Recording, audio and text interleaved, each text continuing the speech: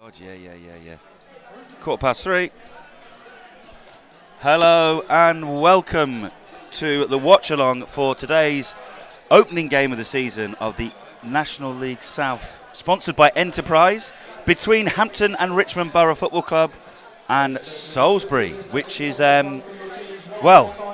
it's a beautiful, beautiful day. It's befitting of the opening day of the season, and joining me today is Diego. Diego, how are you doing? I'm doing amazing, mate. Yeah. Beautiful day. First game of the season. I cannot wait for it to start. How are you doing? You're right. The first game of the season, it's all in front of you, all the trials and tribulations, Exactly. but for that brief moment, anything can happen, and we don't know. It's going to be ultra competitive, this league.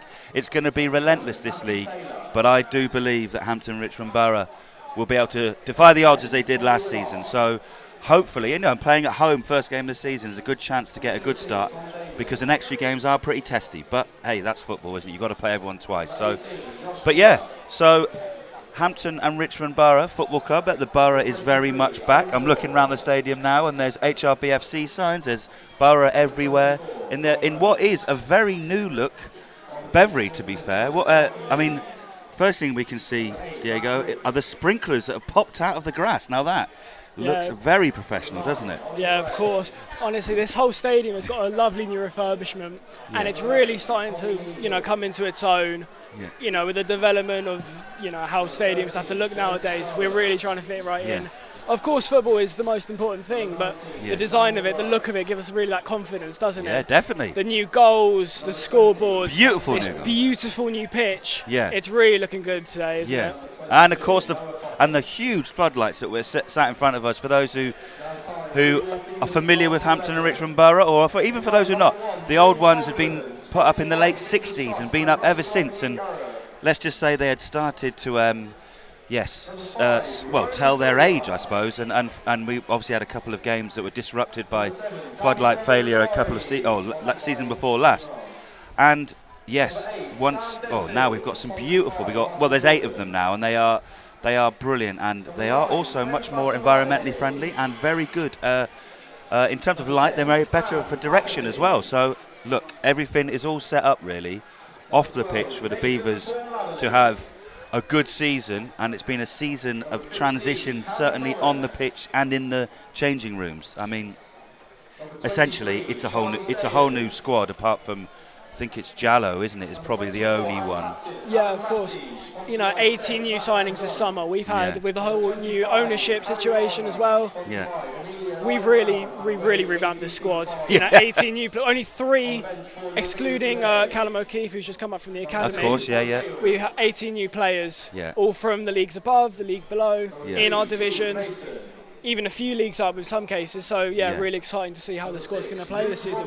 No, exactly, and I think I've spent a bit of time with the new signings. I've been helping out on the media side of things. Everything with the club is changing at the moment, and we'd like to have done things a little bit quicker, but sure, Jules would have liked to have got things on the go a lot quicker, and we might have wanted to have couple more games on the pre-season. But look, it's taken a bit of time, but that's because they're solid foundations, and I was part of the media team in announcing the new signings, and they're a really good group of players. They really are, and I've had a good chat with them, and there's some really good names amongst them. I'm looking forward particularly to see Alan Massey in centre defence. I think for me, he's the experienced defender that this club has needed for probably 18 months or so. Real experience, and I mean, you couldn't get more experience really. He was at Maidenhead for 10 years and played hundreds of games for them, and comes to the football club, and he's looked the business, I would say, in pre-season in a difficult pre-season. I think that's fair to say. Ideal preparations. I say difficult. No one got injured, as Jules said in his interview the other day. No one got injured, and we were getting players used to each other. All these new players. But who are you looking forward to seeing for Hampton? Oh, I'll tell you what. I remember one day I went to watch a Walton Hersham game a few years ago, and that's the first time I saw Stan Flaherty. Impressed me so much, and I'm so excited to see how he performs, because he is a really tricky winger. He's got the skill, he's got the flair, and he's got the the desire, which this team does need, obviously. Definitely. Especially after the ending of last season. I'm also really excited to see Rowan Ince. Yes. I know we haven't seen any of him really in the pre-season due to the injury, and he's not in the squad today, which is a real shame. But he really brings that upper echelons experience, that championship pedigree, the League One, the League Two. He's played every division, bar the Premier League, obviously, but still, nonetheless, so impressive. Yeah, and Jules, in the interview, I spoke to Jules on Thursday, and it is available on the YouTube channel if you want to catch up on that.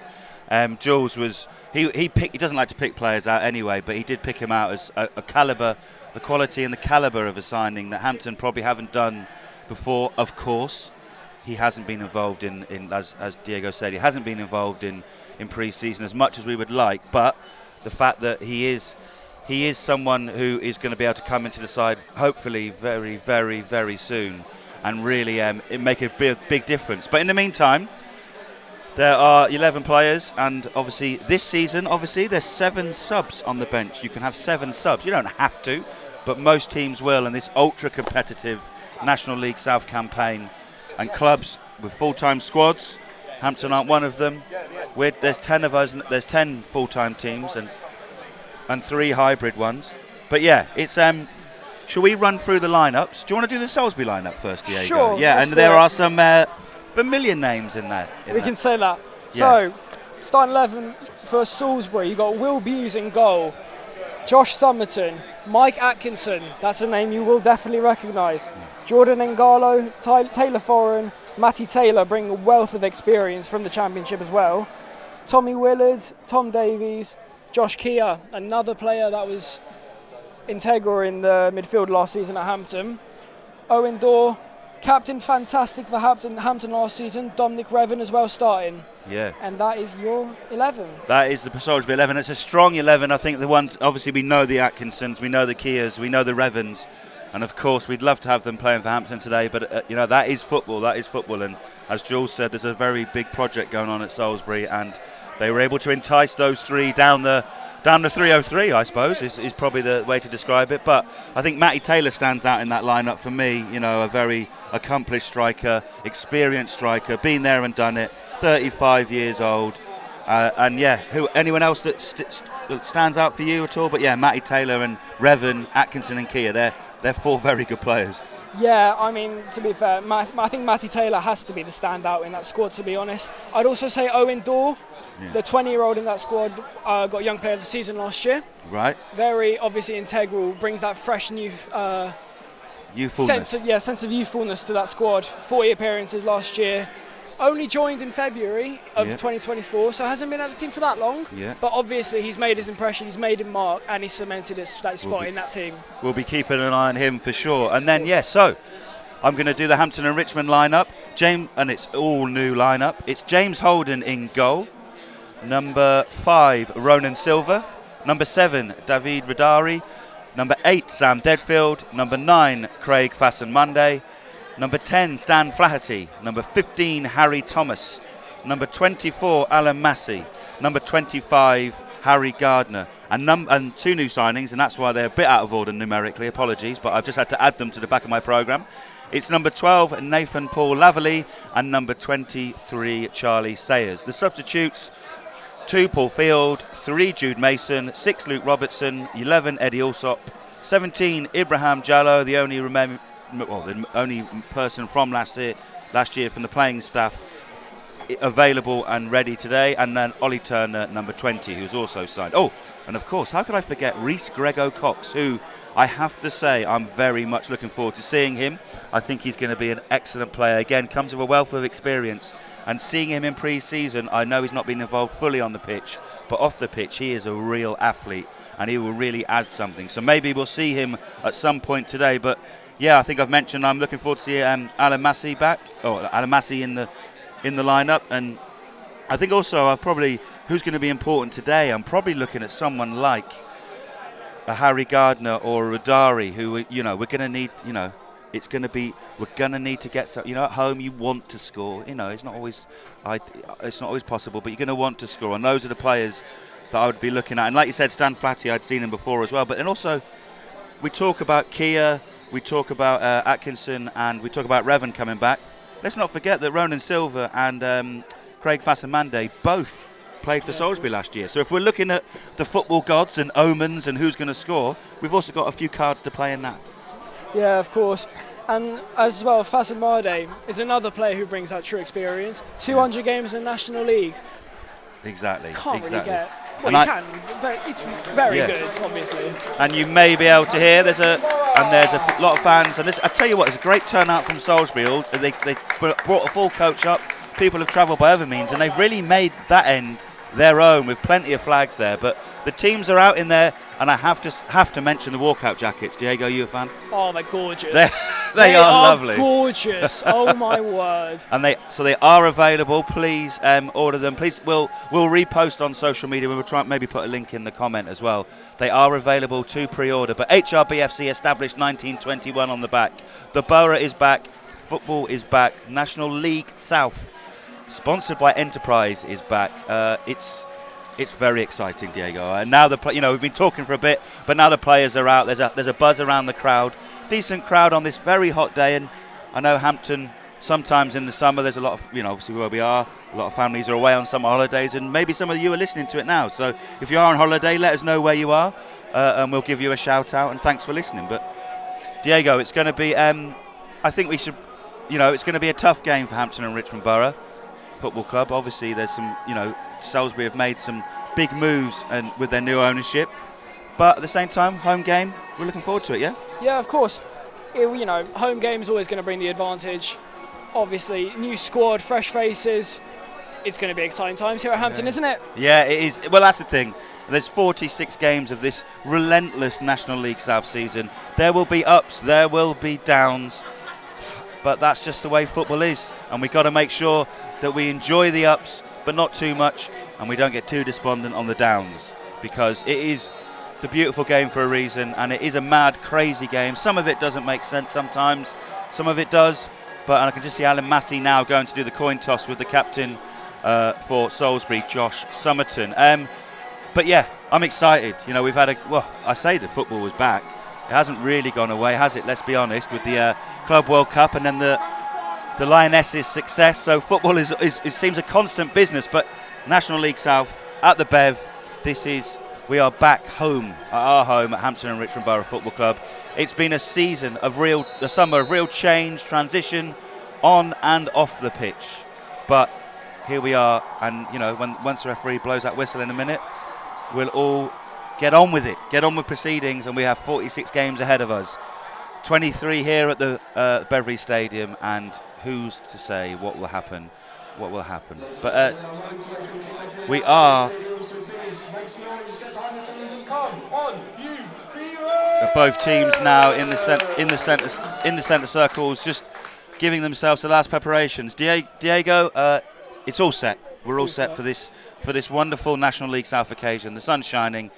Those two players, they must be. Those two sets of players will be buzzing to get playing proper, won't they? Absolutely. I think that both teams, both sets of staff, both managers will be really raring to improve on last season. Yeah. Obviously, Salisbury, this is their second season now in the National League South following their promotion. So avoided relegation just off goal difference last year. Yeah. So obviously they will take it, but they will obviously want to improve, as with Hampton. Following the end of the season. Yes, I think so. Both teams very much looking upwards. And Jules said in his interview the other day that he was wanting to build on the success of last season, and last season was a success, let's be honest. So we're just waiting we're looking at the teams now. I think, as we thought, it might be it is a 5-3-2 for Hampton. Yeah, but Sam Deadfield gets the season underway, and he nearly picked the ball up in the centre midfield, and Salisbury are straight on the attack, and no surprise to see Tommy. Oh dear, we might have what has happened here. The keeper has come out. He's come out very quickly. Has he touched the ball? He's made a foul. I didn't see that. Sorry, I was looking at my notes. Diego, did you see that? Yeah, about genuinely 15 seconds in, one-on-one keeper with the striker. James Holden has basically just clattered number 9. Yeah. Number 10, I think. But yeah. I mean, the Salisbury fans are saying off, but thankfully for Hampton and Richmond Borough, it was only a yellow card. I was looking at my notes and I just looked up and heard a loud cheer, but I mean, that is the National League. That is the National League South. And do you know what? That is why we love it. Yeah. That is absolutely why we love it. Straight into proceedings. James Holden, just to recap, came running out of his goal and probably 3 or 4 yards at the corner of the penalty box, has taken out the Salisbury attacker. He has only got a yellow card, and could have been a very quick red card. It could have been. It would have been the quickest red card I would have ever seen. But thankfully for Hampton and Richmond Borough Football Club, it wasn't. But Salisbury now have a very dangerous free kick on the edge of the box, and I think that's Tommy Willard who's about to whip it in. This is dangerous. This is dangerous. So early on, well, minute in, you know, there was 15 seconds in that foul, I think, was made. The ball swings in from Willard towards, and it's just headed just over there. Oh, well, just wide and over. I think that was Josh Keir. In the centre of the box there. Yeah, the number 18. Pretty standard header for him, really, wasn't it? But it seemed to me, Diego, that he was caught in two minds, whether to power it or sort of glance it, and in between it sort of just drifted wide. Yeah, well, I guess that's all the time. That is the time you get to think about what you do, isn't it? That is all the time you have in football. It is a lively start, very much Salisbury on the front foot, and Josh Keir picks the ball up in centre midfield. He puts it out to Tommy Willard on the left wing here. And yeah, it's very much, so far anyway, Salisbury with the better proceedings. We've got some people listening in from Turkey, Lanzarote. Thank you very much. Hey, if that's all we can do is give people some listening pleasure, hopefully from Hampton, from all the way from Hampton to all the way to Lanzarote in Turkey, then that's why we do it, isn't it, Diego? That's why we do it. That is why we're here. Football is a global game. Yeah, exactly. They've not got time for it. Josh Keir has picked the ball up, and there's some good midfield work, and there's some really good interplay by Salisbury. Tommy Willard shoots, and it deflects off the heel of Harry Thomas. It didn't really have too much power, wasn't troubling the keeper, but it's fair to say, Diego, that Salisbury have made a very strong start here. Yeah, I mean, routine safe for James Holden, but at the end of the day, first 3 minutes here, all been Salisbury at the minute. Don't think Hampton have really had the ball in the opposition half, so very dominant display from Salisbury here. Yeah, and as we say that, the referee has blown for a free kick there. The one time it was going up there, David Radari, he's entitled to go for that, I think. But again, I suppose the defender's gone to head it quite low, and he's now on the ground and looking like he might receive some treatment. But yeah, a very strong start from the visitors here, and you may be able to hear them in the corner. They have stayed. I mean, obviously, if anyone has been to the Bev before, the fans like to go behind the goal that their team is attacking, home or away. But the Salisbury fans, and there's some Hampton fans I can see behind there, but the Salisbury fans are behind the goal. They're waiting and willing for their team to get ahead, and they have certainly started better. They've certainly started better. Yeah, absolutely. Yeah, Diego, I think it's a case of Hampton just getting a foot on the ball, isn't it? Because they haven't had much of the ball, and a long ball forward there. That's probably the first wayward pass that Salisbury have done. But hopefully it gives Beavers a chance to build. But there's a big press there from the Salisbury. Yeah, I suppose that's just one of the things that comes with a completely new squad, isn't it? This is their first competitive game together. This is a whole new level of intensity, really, and they've all just got to get used to it with each other. Yeah. Obviously, it's a long season. I'm sure it'll be very soon enough. We have many very experienced players here, so it's just a matter of time, really. Monday there does very well, drops it back to 23, Charlie Sayers, who was very recently signed. There should be a piece on the website that went up just before kickoff. But yeah, he's been involved in and around pre-season, Charlie Sayers, as most recently Nathan Paul Laverley, who's on loan from Bromley. But it looks like, well, Hampton have got a bit more of the ball when we're in the Salisbury half, and we've got a throw in just in front of the dugout. So again, if you have been to the Bev before, the last couple of seasons that we've had the home dugout's been the further one away from the entrance to the pitch. But Alan Julian has moved along closer, closer to the home end, so to speak. Even though, like I said, we do change things, but. And I do believe that Alan Julian wants to be probably not as close to the linesman, is what I was led to believe. He's a passionate man, and it got him in trouble a couple of times. He did improve, there's no doubt about it. But yeah, I think he's just, I suppose he is still a new manager at the end of the day, isn't he? Yeah. Ball goes into the box, and it's headed in, throw in, Stan Flatty on the right-hand side, Hampton and Richmond Borough. It just hung in the air. And the ball is cleared there, but it looks like I didn't see that, because this is the post. And again, if you have been to the Bev, there's a slight obstruction, and the ball was cleared just as we saw that post. But anyway, a chance-ish. That is just, I guess we got a glimpse of what we can do this season. This game, first attacking threat.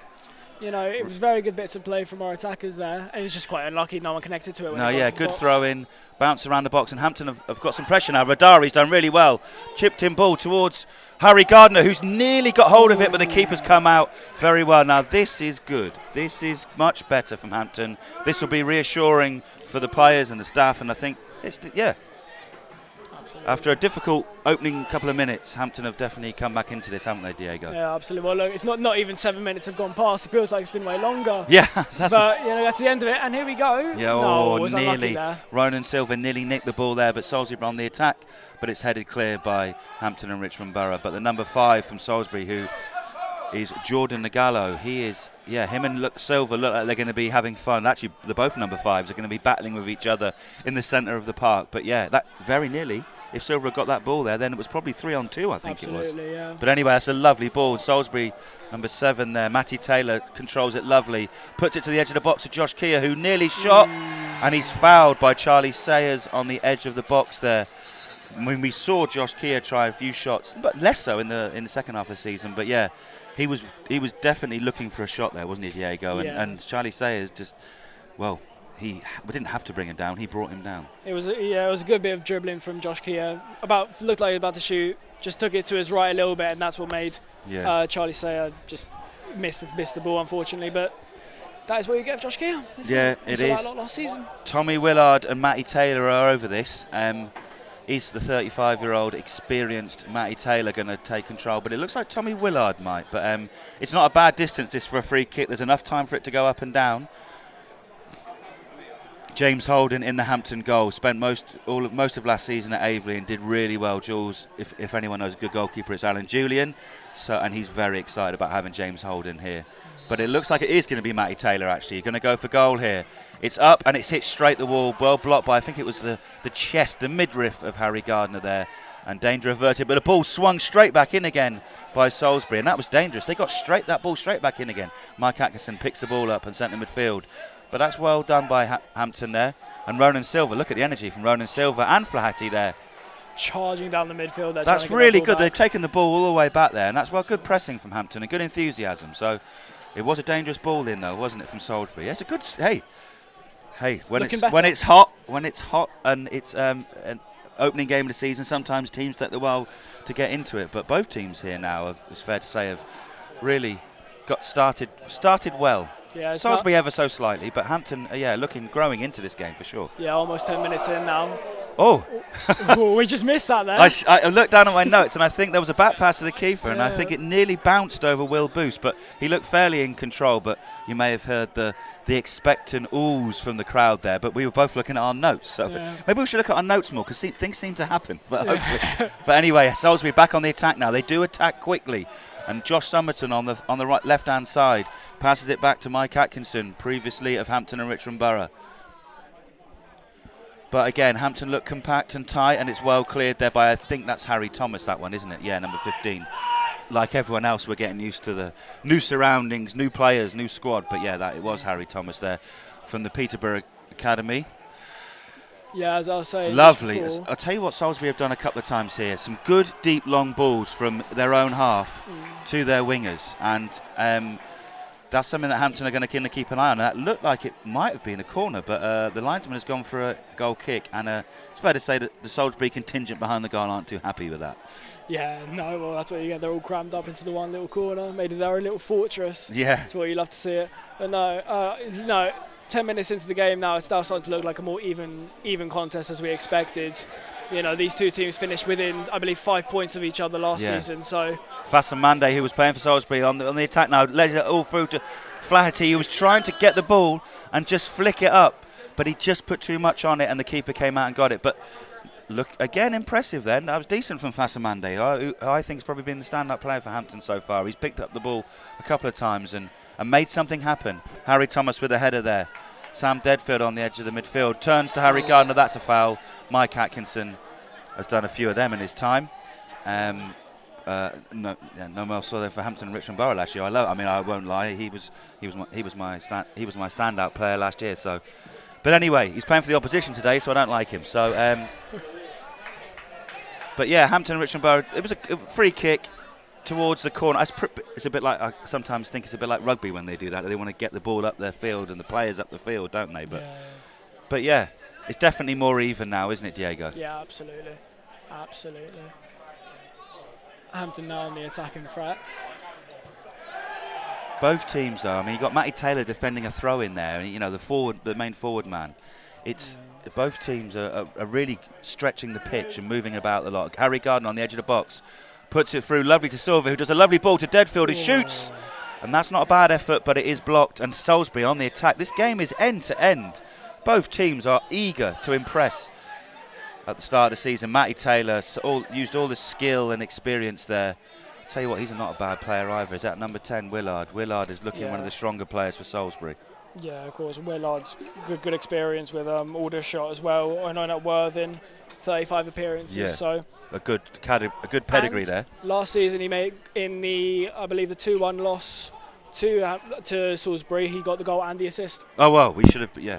There you are. There you are. We should be very, very aware of him. But it is. Yeah. It is a very hot day here. But neither team are sitting back or sitting deep. They're both on the attack and pressing all the time. I tell you what, I've liked what I've seen of Silva so far. Real niggling at the midfield of Salisbury, and a little workhorse. And that's again, it's that deep ball to the wings again. But again, it's cleared by Harry Thomas. That's definitely a tactic from Salisbury. They're going. Hampton are up. And Stan Flatty right in front of us here wins a throw-in. And do you know what? I've been impressed with Stan Flatty. He's got himself about the place, hasn't he? You probably saw him again. He was very much a winger, wasn't he, and stayed. But he's definitely in and around the front line here at the moment. And that's a lovely throw towards David Radari, who's now taken it onto the baseline. But it's well defended by Salisbury. But what a throw that was from Nathan Paul Laverley. And now Massey puts the ball back. The game is end to end. It really is. Absolutely. Holden would probably wanted to do better with that kick, but it was bobbling. But that's well headed by Deadfield. But Somerton mops up. This game goes from one end to the other, and that time it was a tremendous throw from Laverley, Paul Laverley, wasn't it? Yeah, I guess this just shows that these both. It was a real arrow, wasn't it? Yeah, both these teams just really want to make their statement this season. They want to give them their all from the off, show everyone who they're really about, show that they can be better than last season. And obviously they want to do that as soon as possible, don't they? Yeah, and I've got to say, what are we on now? We're 13 minutes in. If you just join us, and thanks for joining us, wherever you're from, Lanzarote, Turkey, wherever you're from, appreciate you listening in and hoping to make your sunbeds and your bits by the pool a bit more exciting and interesting. But Hampton on the attack, some good passing there. Deadfield to Radari, back to Gardner.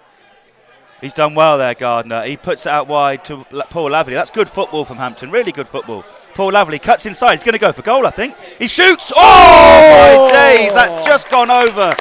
Oh, Paul Laverley. That was some lovely football from Hampton and Richmond Borough. From the centre of midfield, out to Gardner. Out wide to Paul Laverley, who cut inside. And he did always look like he wanted to shoot there, Diego, didn't he? Yeah, honestly, just that drive to the goal. Really wants. He was only announced about an hour ago, probably, and he's already shown what he can be. So really exciting from that. And it wasn't miles over at all, and it wasn't blazed over. It was a powerful shot, but it was always rising, but only just over the bar, really. So that's the first real chance for the Beavers, and that was very good football and a very good attempt by the new signing, Paul Laverley. And Alan Massey's done brilliantly there, hasn't he? And he stepped out in defence. He's put it all to Flaherty. And Flaherty passes it back to Paul Laverley right in front of us here. We're on if you know the Beverly, we're in the main stand here. And looking out now. But they're spreading the ball around nicely. Hampton have definitely, in the last 4 or 5 minutes, and that's out towards Fasamande, doing similar to what Salisbury have done, with ball from deep, out to the wings, but just a little bit too much on it there. Yeah, Hampton are now looking the more dominant team at the minute. Yeah. We've improved very much in the last 10 minutes, so I hope we carry on. Good start. And we are 15 minutes in, so a third of the way into the first half of the first game of the 2025-26 season, and it's Hampton and Richmond Borough versus Salisbury, and it's 0-0, and Hampton are on the attack again now, and it looks like Radari's been given offside there. Radari's put himself about a bit as well. I think I noticed that in pre-season. It's difficult. It's hard to learn too much, but you could see the type of players these players are, and he does like to put himself about Radari. And you've got Gardner and Flaherty as well. You've probably got Gardner behind those two. Yeah, Radari. It seems very 61 goals in 2 years at Hastings. Yeah, that's very lethal striker. Came up for the Inter Academy.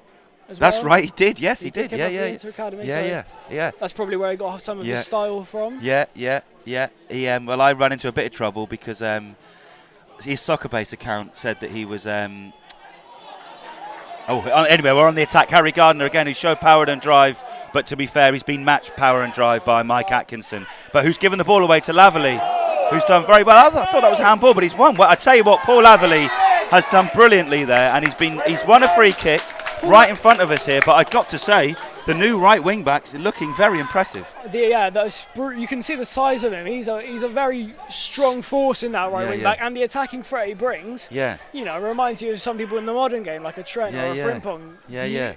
Just what you want to see in this team. He's really good, really exciting, and gets amongst it. And won a free kick. Hampton probably 35 yards out on the right hand side here. Sam Deadfield, back in Hampton Richmond Borough for his third spell.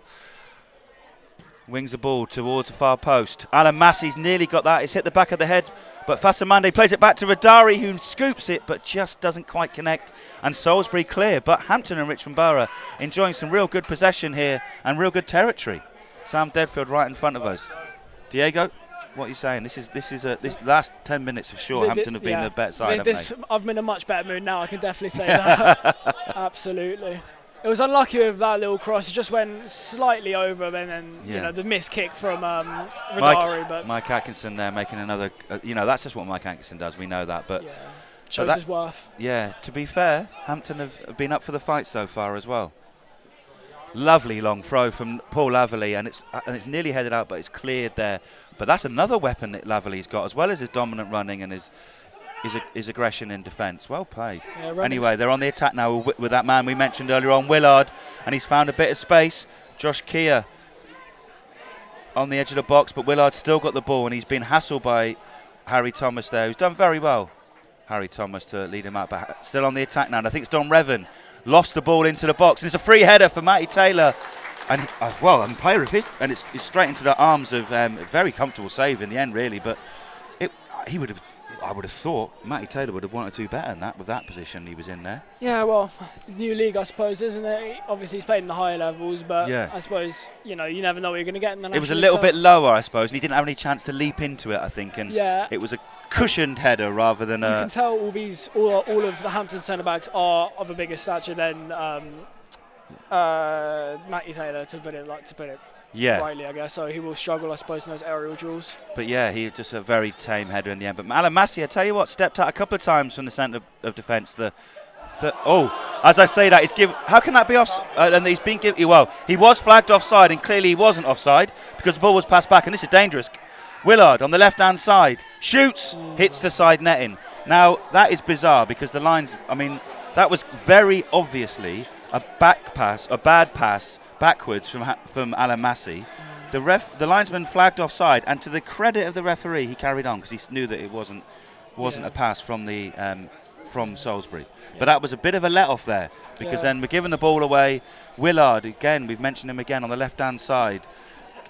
It was a bit of a tame effort in the end, really. But again, well marshalled by the Beavers' defence. But as well as we have done the last 10, 12 minutes there, we've nearly created been a masters of our own downfall there, haven't we, Diego? Yeah, with the experience Massey has, you'd like to think he wouldn't be doing things like that. But it's it's once it happens. Things happen. First game of the season. He was almost passing to himself, but then forgetting that he was in front. That's where he would have been. Yeah, but I suppose. No, it's a little bit of a warning sign there from the Beavers after a good spell. Happens to everyone. Happens to the best. Even to the skipper. Yeah, exactly. The skipper.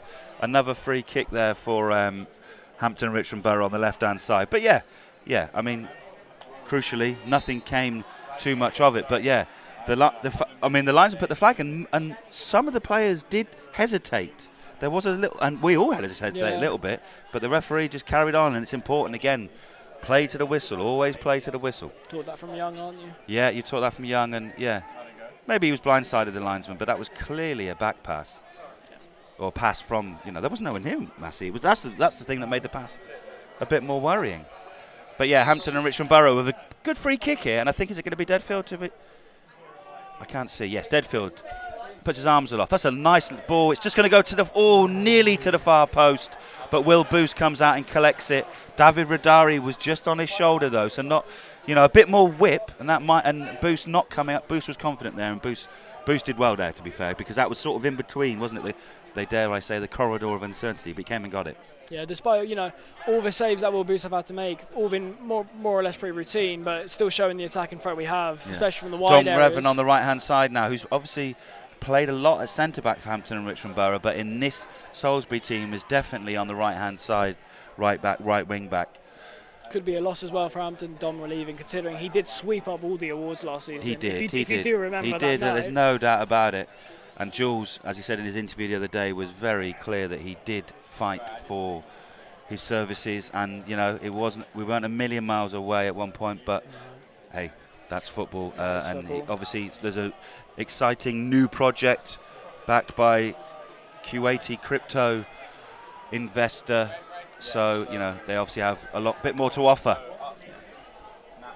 Oh, just the ball's bounced horribly there for Charlie Sayers, and they're on the attack now. Josh Keir, but it's well marshalled by Massey. You could sort of see that he just sort of knew where that was going, didn't he? And he came over and mopped up, and it's a throw-in for Salisbury. But Salisbury just come back into the game the last 2 or 3 minutes. Yeah, I mean, that's what 500 games in the National League does for you, doesn't it? Yeah. Very comfortable in the tackle, clearly. Not much... what's the word? Not much guessing there with the tackle, just very comfortable. Just knew what he was doing. Yeah. As a centre defender myself, obviously not of the calibre of Alan Massey. Of course. One day. Yeah, one day. Yeah. I don't know. I think those days have long gone. I enjoyed that, and that's why I have sponsored his kit. So if anyone is listening, the Beavers Trust are doing player sponsorships. Myself, Matt, and John, regulars at Hampton and Richmond Borough, we're sponsoring Alan Massey's home kit. So he's making good use of it today. We'll forgive him that poor pass. But yeah, please check out the Beavers Trust website. Become a member as well. And if you do come to the game, buy a programme, buy Golden Goal. Oh, the ball flashes across goal. Didn't quite see what happened there. It was flashed across goal and it looked dangerous, but that Salisbury have come back into this game. But the ball flashed across goal. No one was there to poke it home. Yeah, these wide attacks from Salisbury have proven to be quite threatening to Beavers' defence. No goals, obviously, been missed. All the shots have all gone wide, more or less, but still showing that threat from the wing. Halfway through now, Diego. It's been, I would say, it's been very even. 50-50. It's swung back and forth a couple of times, but I would say it's been very even so far. It's been a decent game for first game of the season. Sometimes players can be a little bit slow off the mark. Not today here, and the weather. It's hot. I cycled here and I got far too hot. And there's a bad foul on Ronan Silva there, and the referee's going to have a word with the opposite. I think it's Dom Revan, is it, or is it the number 5? That's Josh Keir, I think. Right? No, Josh Keir's near the one that's walking. Ngalo, and Ngalo again. So the 2 number 5s. Silva felt the pain of that one, didn't he? Yeah. He didn't like that, and some of the Hampton players and. Listen, Jules isn't too vociferous, and I think it's definitely a free kick for Hampton and Richmond Borough again. Probably the 3rd or 4th free kick of this ilk, where we've sort of in the same spot a similar spot, just on different sides. But Sam Deadfield has drifted a couple of dangerous ones in. So Sam Deadfield in his 3rd spell, big fan of Sam Deadfield. But this time he plays it short to Stan Flatty on the left wing, who then plays it back to Sam Deadfield, who flicks it lovely into the far post. And David Radari was not far away. It was well defended from I think it was just. No, it was the other blonde-haired centre defender. But that was a good move. That was one off the training ground. That wasn't it. I think they all expected Sam Deadfield to do what he'd done previously.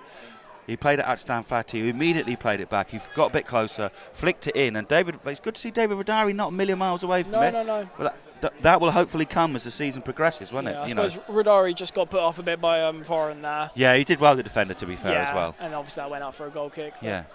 But you can see what the stuff Julian's been working on, I suppose, hasn't he? Yeah. Transferring that into the game. Yeah. One of these times it's got to come off well, hasn't it? Hopefully. Oh, as Charlie says, missed the header there, but Fasan Mande, who's definitely playing more of a left-sided role at the moment. Good cleared by Harry Thomas. Paul Laverley there out quickly, and Sam Deadfield out quickly as well.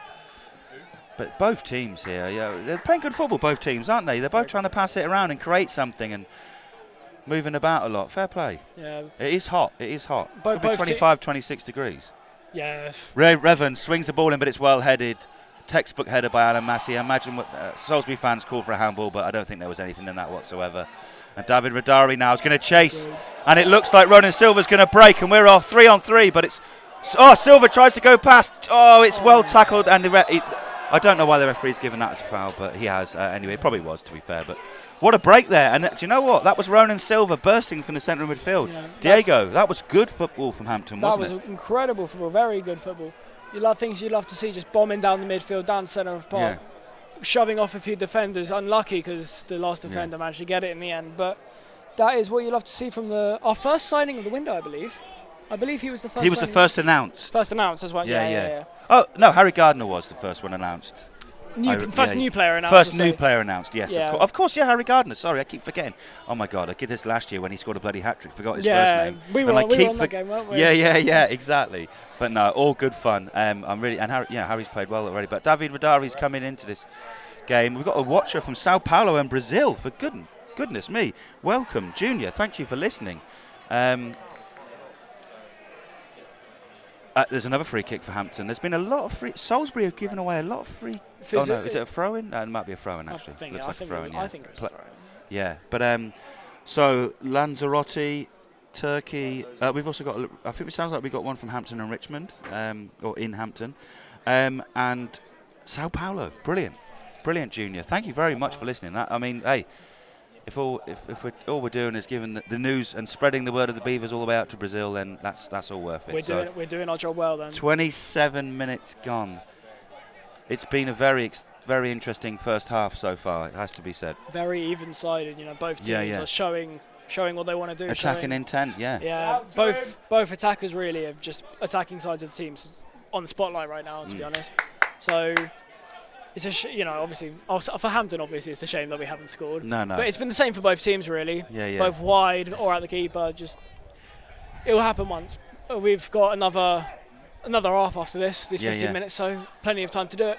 Yeah, exactly. And I think what it does show, after opening... Oh, Josh Keir has definitely found a space a couple of times. He's going to go for goal. But he's honestly, Paul Laverley... Standout. Although he said commentator's curse. I don't know who he thought was there, but he did put it... This was fate. He put it into space.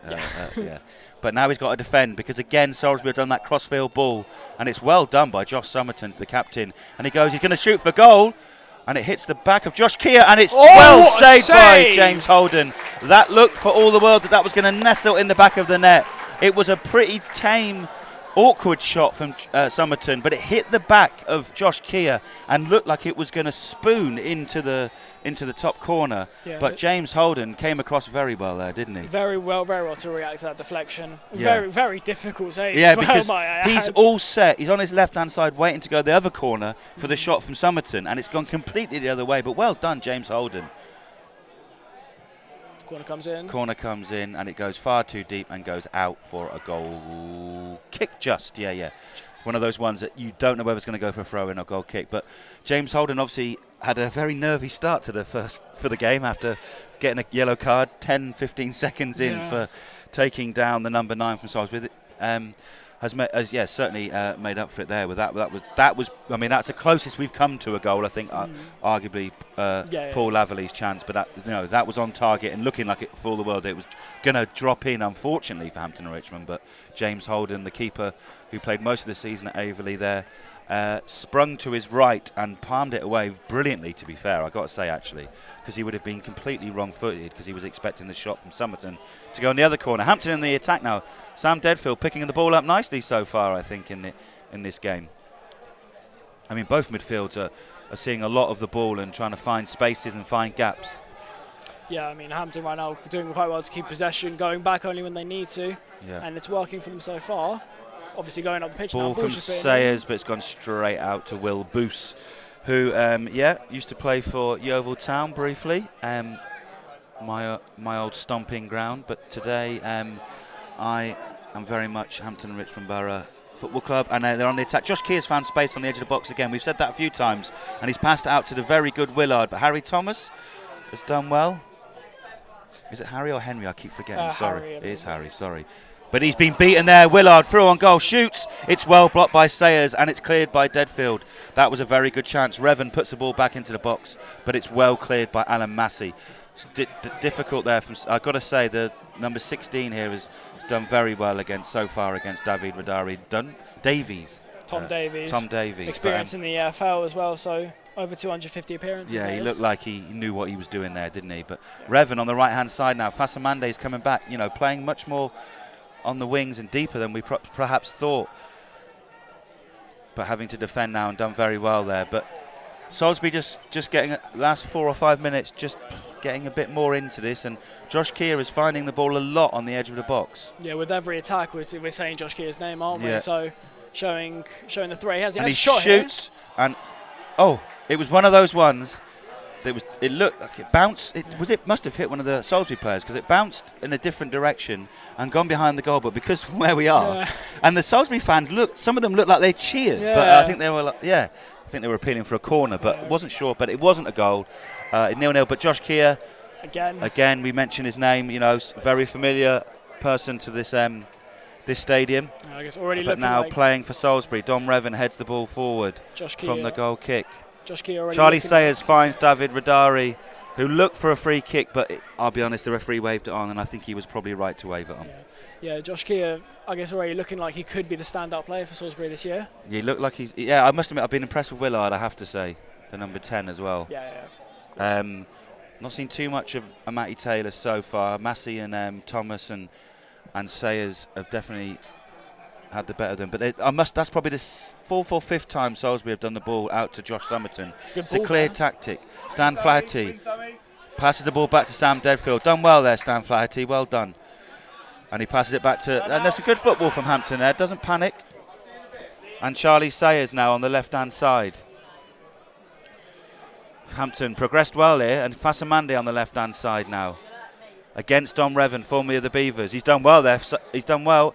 And it's just gone a bit too far. Looked like it might have been a corner, but Dom Revan did what he probably did very well for us on a number of occasions last year. Saw the ball out, but a nice little bit of play all the way back here, just out in the front of the penalty box, and we ended up all the way down there. So that was good to see, wasn't it? Yeah, good little possession football there, switching the ball, not with a long ball. We've just careful keeping possession, nice and safely, and obviously that's worked out well for us. We've also got, this sounds like someone's saying here, we've got a listener from Napoli as well. Wonder who that could be. Yeah. Definitely don't know that person. You do know that person? Might be my dad, yeah. Oh, okay, fair enough. Good. Good. Oh, I got you. Holiday, or is it? No, shoots. It's very great. Oh, I tell you what, he didn't see it till late. And that was Matty Taylor with a very strong shot. And it was, I don't think he saw it too late, because we're sort of behind, so we could see the angle it was going in. But it was well saved and then well recovered, because the onrushing Tommy Willard was trying to find the ball there that James Holden spilt, but he didn't. Well, I say spilt. He stopped it and then gathered it up very quickly. I'll tell you what, Sam Deadfield has been moving around. He's been quite. He hasn't mobile. He certainly hasn't just been the one that just sits in front of the back four. But yeah, he is. He would be the definition of a box-to-box, wouldn't he? One second he's on the left side of the pitch on one side, then he's on the right side. Salisbury attacking now with Josh Keir, but it looks like it's going to go out for a corner. But yes, well, I think after a disappointing end to pre-season last week against Sutton, this has been an exciting first 35 minutes for Hampton Richard Borough in their first game of the Enterprise National League. That's definitely given everyone in the stadium some hope for the coming season. Yeah, definitely. Especially if they went to watch the Sutton game, and obviously Sutton 1 or 2 leagues above Hampton at the minute. Yeah. But still a bit shaky. But in this game, it's been completely flipped, I'd say, really. Yeah. They look. I think the worry from some people last week was that it looked a bit. Obviously, Sutton were a better side, but the worry was that there wasn't much cohesion. But we have given the ball away. Fasamande's given the ball away to Tommy Willard, who's going to find Matty Taylor on the left-hand side, but he lays it instead to the on-rushing Dom Revan, who shoots, and it's well saved by his legs by James Holden. That was dangerous, and again, Hampton, they've done that 2 times now. They have passed the ball waywardly in the centre midfield and given it to Salisbury to counter-attack. But again, James Holden, last man. coming in very clutch there for the Beavers. Yeah. Made a few very good saves. I mean, that was a good save because he comes out, spread himself, and it goes. He caught it in between his right leg as he spread his legs, and it could have gone through his legs and in. But well done, James Holden. And then the ball bounced off, but then I think we're having a drinks break now as one of the Salisbury players receives attention. But what? So yeah, I tell you what, Diego, why don't you run through the scores here? Well, most games in the National League South. Maidstone, Hemel Hempstead. Maidstone is leading that 1-0. Farnborough, Eastbourne 1-1. Worthing, Bath 1-0 to Worthing. Torquay, Enfield 2-0 Torquay. Maidenhead, Chesham, with Chesham leading. Dagenham and Redbridge losing to Ebbsfleet. That's two teams that went down last season playing each other. Hornchurch and Weston-super-Mare. Hornchurch is winning 2-0. Chippenham is winning 2-0 against Dorking. Chippenham are beating Dorking 2-0. That's probably the standout result so far in the National League South. Chelmsford and Horsham 0-0. Horsham, I suppose, holding this. Quite strong after coming up last season. And then Dover, AFC Tottenham, two teams that came up from they did, and the Southern League last year. Tottenham winning 2-0. The visitors, there's a few goals about, but I would say the standout result there is definitely Dorking losing 2-0. That Dorking would have to be in and amongst consideration for who's going to win, who's going to do well in this league. Your Torquays, your Chelmsfords. I mean, we could sit Dagenham and Redbridge. We could sit here and reel off loads of names, but there's 10 full-time teams in this league. There's some big players. Chelmsford this week bought Lyle Taylor from Colchester, who was scoring goals in their playoff push in the League 2 last year. So that goes to show the level of players. Andy Carroll, everyone knows that he's not. I don't think he started for Dagenham today, but Andy Carroll's in and amongst it. It will definitely be a sight to see when we play Dagenham and Redbridge. It will in a couple of weeks. We're seeing Andy Carroll at the bench. Is it bank? I think it might be the bank holiday. Is it the bank holiday game? I think it's the 23rd or 30th. I can't remember. Dagenham and Redbridge. Sorry, it's the 23rd. Yeah, I'm getting confused. Monday, the bank holiday game, we're away at Chesham. Because obviously Hampton it's fair to say, didn't get the luck from the fixture computer. They do face Dorking away next week, who are losing currently 2-0. They've also got Maidstone away. Then they've got Dagenham and Redbridge at home. And then they've got Chesham away and then Boston. So in the first 6 games, they've got 3 of the favourites for the title. And it looks like Salisbury have been forced into a change here. The player that was receiving treatment is unable to continue. I didn't see that on the board. They weren't very good board, was it? I can see the player in the dugout, but yeah. Yeah, I believe that's Matt Briggs warming up, an ex-Dorking player. Well, I have to. Yeah, number 8, Matt Briggs has come on. He's on for the throw-in, ex-Dorking player. Now then, for Tom Davies, a centre defender who we mentioned has looked pretty strong against David Wadari. Does that mean a change of shape for Salisbury? I suppose it must have, doesn't it? Yeah. 3 at the back now, probably, isn't it? Yeah, would be. Yeah, Revan's cut in, and Matt Briggs is. There's no. I mean, he has shown some real quality in the National League South, but has unfortunately been suffered some terrible injuries, but otherwise would have arguably gone higher. But he's come on for Salisbury, so whilst we may say the removal of Tom Davies in defence might be a good thing for Hampton and Richmond Borough, on that right-hand side now they've got Matt Briggs. Yeah, he was essential for that Dorking team who've got 3 promotions and at 9 years, a wealth of experiences, 291 games for Dorking. Yeah.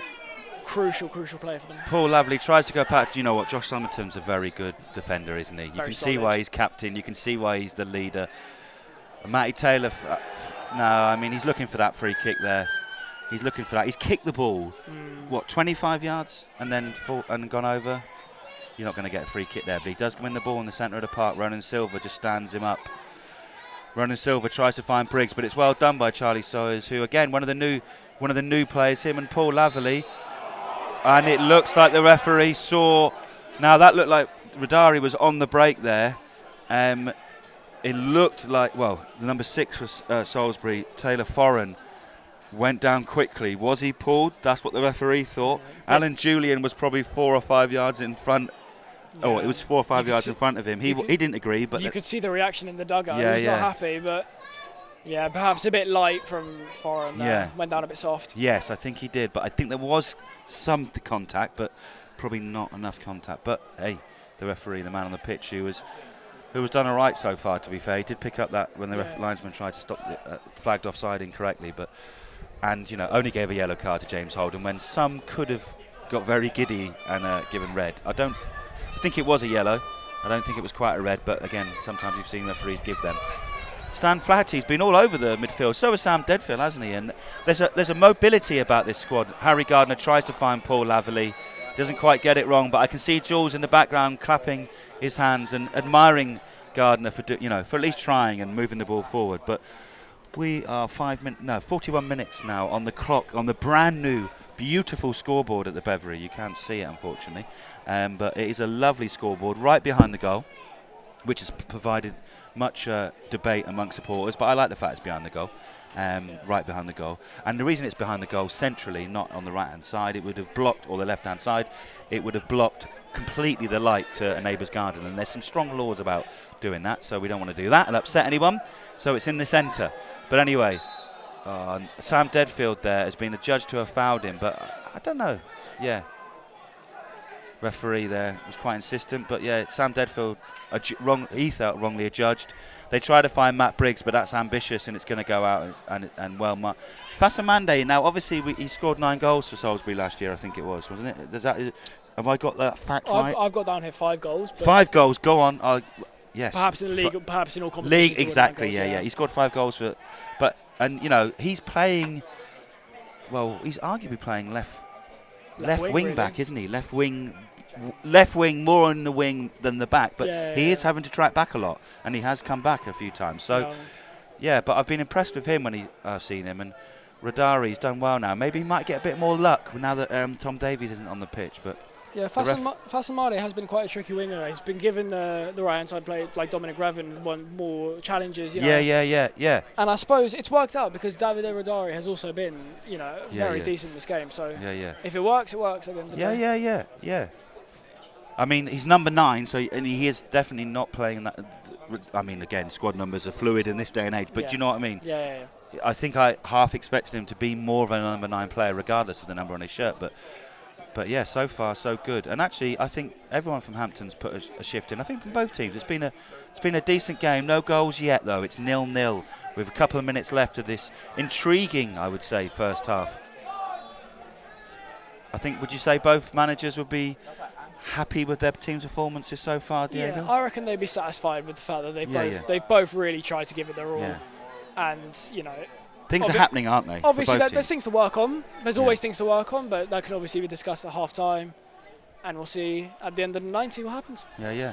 I've just seen someone walk past with a Salisbury away shirt, which has the Stonehenge in the print of it, which is, that's a bit of a claim to fame to have Stonehenge in there in the back of that. Yeah. Hampton and Richmond Borough's kit obviously has Tudor detailing, given that we are a couple of miles, maybe a mile and a half, is it, to Hampton Court? Where, around the corner, really. Yeah, where the Tudors most famously lived. But yeah, also available on the website. But anyway, ignoring Tudor and football shirts, we do sometimes get distracted. I do anyway. Yeah. Diego will pull me back. I love a good. But here we go. Salisbury have got a corner in the last minute of the first half here. Swung up towards Foreign, who goes for a header, and it was one of those ones that tip over for safety. It might have just hit the top of the bar, but.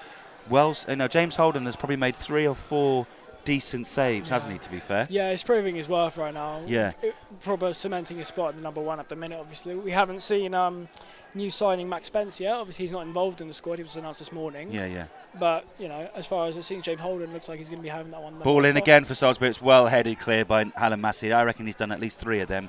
I used to do, when Dean Inman was here, the Dean Inman header count as one of our stats when I was doing the comms. I think I might have to start doing it for Alan Massey. Dean Inman played a role in the Alan Massey signing. There's a video on our social media feeds if you want to see how Dean Inman, all the way out in Australia, managed to help us secure the signing of one of the most experienced defenders in National League football, non-league football. But yeah, I suppose, Salisbury is still attacking, looking to get one before half-time. Shouldn't be too much injury time, but Briggs swings the ball in, but it's well claimed by James Holden. And again, probably being the standout player, I would say, for Hampton, just because he's made 2 very, very good interceptions and a couple, 3 or 4 other ones, half saves from more, or saves from half shots, I would say, half chances. But yeah, in fact, all players have done well. Foreign's gone down there from the challenge from Radari, and the referee has stopped play. Looks quite bad, that one, actually. I mean, I thought from his reaction. 3 minutes. 3 minutes of injury time. We've played 40 seconds of that. There's going to be a bit more than that because we are currently paused in proceedings. I think at half-time, I'm going to definitely, because I'm a bit hot, I will go and get a drink. But thank you so much for listening. Yeah, we got a good... It's been going between 20, 25... Oh, it's 19 now. We have 20 and 30, but hey... Sao Paulo, Lanzarote, Naples, or is that Forza Napoli? No, from Napoli. Sorry, I didn't know if he was putting Forza Napoli. I've been to one of the best cities in the world. That chaotic, brilliant, but yeah. Anyway, just getting distracted. The teams we're just waiting. We're probably going to come. They're having a water break, literally moments before half time. We've probably got another 90 seconds, maybe 2 minutes at most. But Foreign here, the Salisbury fans will be a bit wary here because their other centre defender, Tom Davies, has gone off. And Foreign has been down for a while. I imagine it's one of those ones, let's get him into half time and see if we can patch him up. But yeah, he's certainly hobbling. But yeah, I think it looks like one of those ones that he might be able to run off. So you saying James Holden is your standout player of the game so far? I think probably. I think that save really gets better and better the more I think about it, and the more I look. I just think the way he would have been completely flat-footed, and again he's just made some important interceptions after a very nervy start. I think outfield for Hampton and Richmond Borough, they've all done pretty well, to be fair. I think everyone's done a shift. Paul Laverley started off brightly, but I think he's not, certainly first 25 minutes, half an hour. Everyone's done their job, I would say. And I think I would say the same for Salisbury. I think Willard's probably been their best player. What about you? I'd say Josh Keogh. Yeah, absolutely. He's really in every attack. He's always been involved. He's always been in the middle. Always had the opportunity for a shot. So a lot more slightly more forward-facing than we saw him at Hampton. But then also, don't get me wrong. But anyway, Salisbury I would say have probably done this 8-9 times. Their fullbacks or the wingbacks have done a crossfield ball to their wingers, and it's worked pretty much every time. Either they've kept possession or they've got something. They've got corner here in the clock. Technically, the 3 minutes are up now, but we did have at least 60 seconds of so there is 60 seconds of this game left. Salisbury have got another corner here, and Hampton will be hoping to hold out just that 1 minute more. The ball swings out towards, and it's Alan Massey again. Header number 4, I think, so far. But he just reads the game in a different way, I think. Of course, when you've played football that long and at that level for so long, and been captain and been a centre defender like that. But anyway, Salisbury go for goal, and Holden has to be aware, but it goes out for a goal kick. And I imagine when Holden kicks his ball, it will go. The referee will purse his lips and blow that whistle. Absolutely. But yeah, I've got to say, I would say, given what has happened all this summer, on and off the pitch, that's a decent first half for Hampton and Richmond Borough. I'll be very happy with that. Very happy with that. Yeah, Harry Gardner. And anyway, we're still on the attack. Who knows? There may be one more chance, but it's well mopped up by Josh Somerton, who's probably done that 3 or 4 times. There has been I would say, all the players from both sides have been not afraid to leave one, not leave one in old school, but just leave. There's been a few of them, haven't there? Showing their physicality. Neither team or players have given any quarter in this game so far, and without it being too dirty or No, but that is just the physicality of English football, I suppose, isn't it? Yeah, especially at this level. Yeah. What game's he?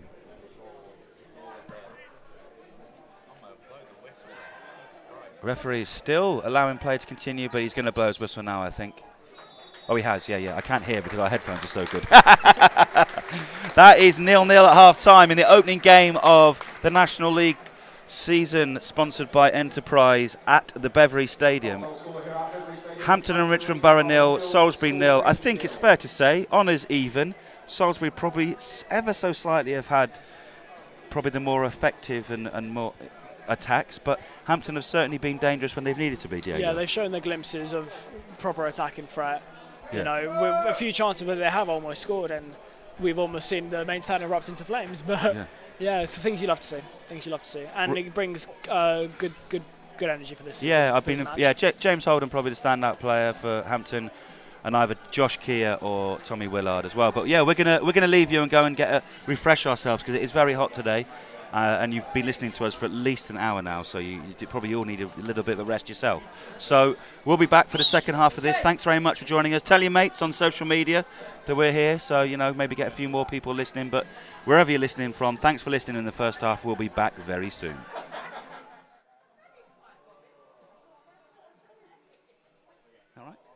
Yeah, I think Mark said he wanted us to stay on the panel for half time. Oh, did he? I think so. Oh. Yeah. I could. You grab a drink. I'll stay on. Yeah. Sorry, man. I did not know. No, that's all right. Should have nudged me. It's fine.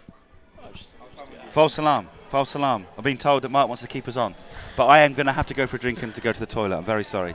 I will leave you in the very capable hands of Diego. That'll be a drink as well. Which one? Just the water, please. Right, as we're in half-time now, I think it'd be a good time to give you the half-time scores across the National League South. So, Tonbridge and Slough still remains 0-0. Maidstone remains 1-0 up against Hemel Hempstead at Hemel Hempstead.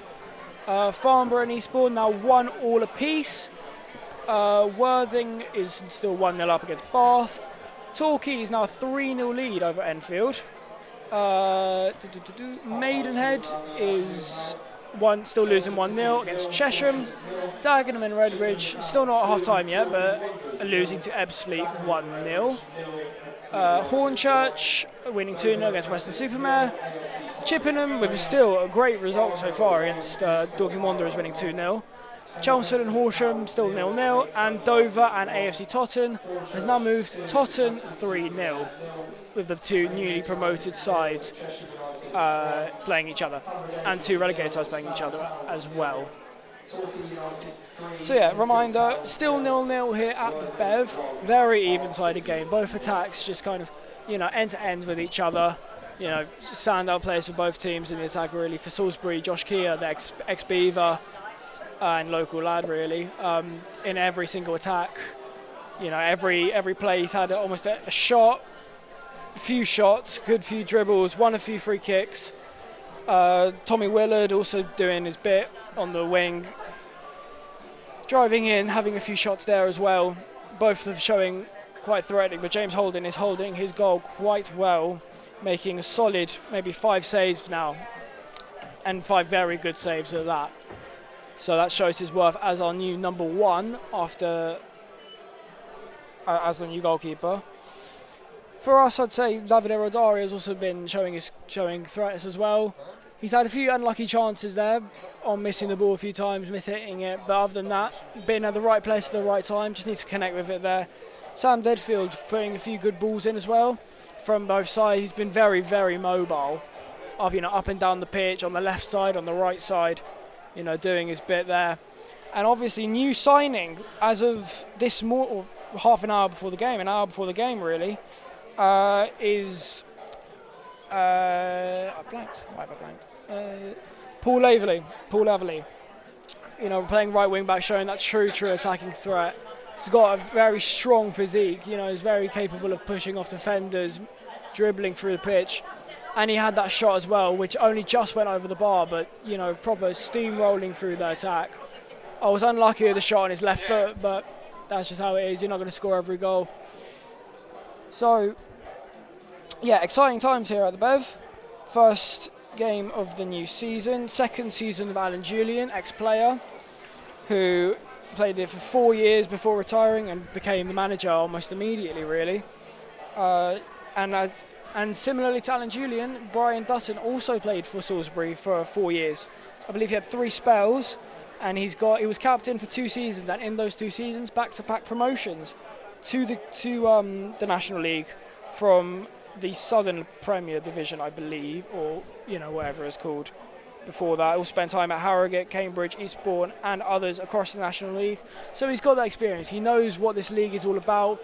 Obviously, his most successful period at Salisbury was around 10 years ago now. But it's still a similar game, still very physical, unforgiving matches. You make a mistake, it could be costly, and we've seen that a few times here with the Beavers' defence. with some unlucky passes back, and that's led to a few 1v1s from in Salisbury's favour. But yeah, signs are good here. Very positive game. You know, as we mentioned before, you know, the new stadium's brought a whole new sense of energy to this football club, and the new, obviously we've renamed or brought back really Hampton Richmond Borough Football Club. So I guess that, you know, that shows the identity that this club really holds and the passion that, you know, everyone who's involved, the fans, the owners, the players, the staff, this club means so much to them. And, you know, they're just the perfect way really with the new ownership of Ben Hudson and the new stadium as well. As we mentioned before, the new goals, new floodlights imported from Spain of all places, new scoreboard directly above the goal, and yeah.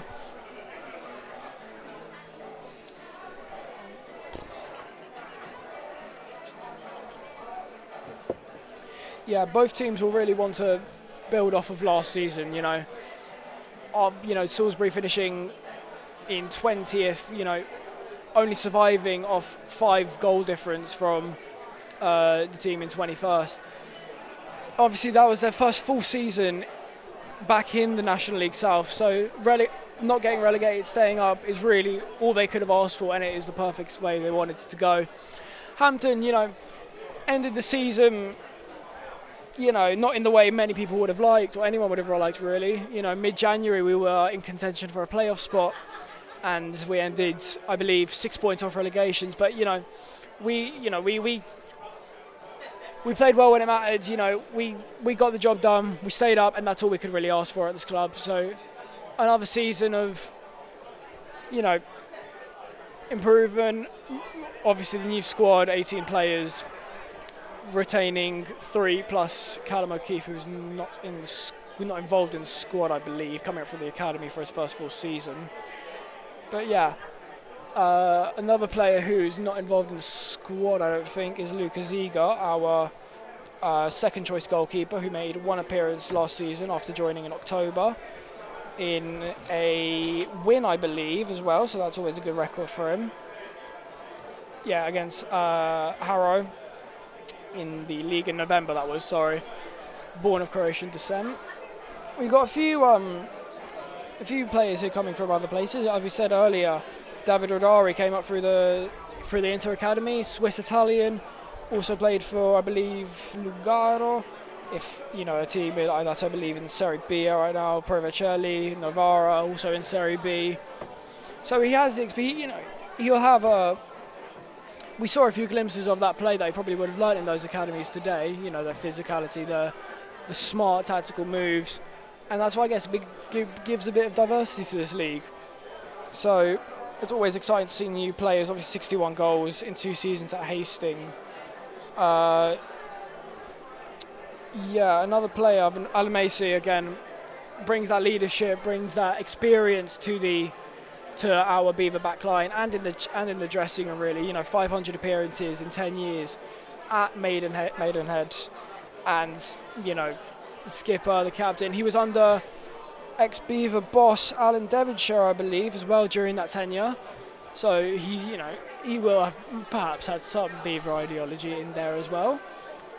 But no, he's been playing well. You can tell in the game he's very confident in his tackles, very, very smart in his moves. He's very composed. He knows what he's doing. He's not rushing into challenges. He had that one slightly costly mistake where the slight miss kick to back pass led to 1v1 for Salisbury. But other than that, very defensively sound.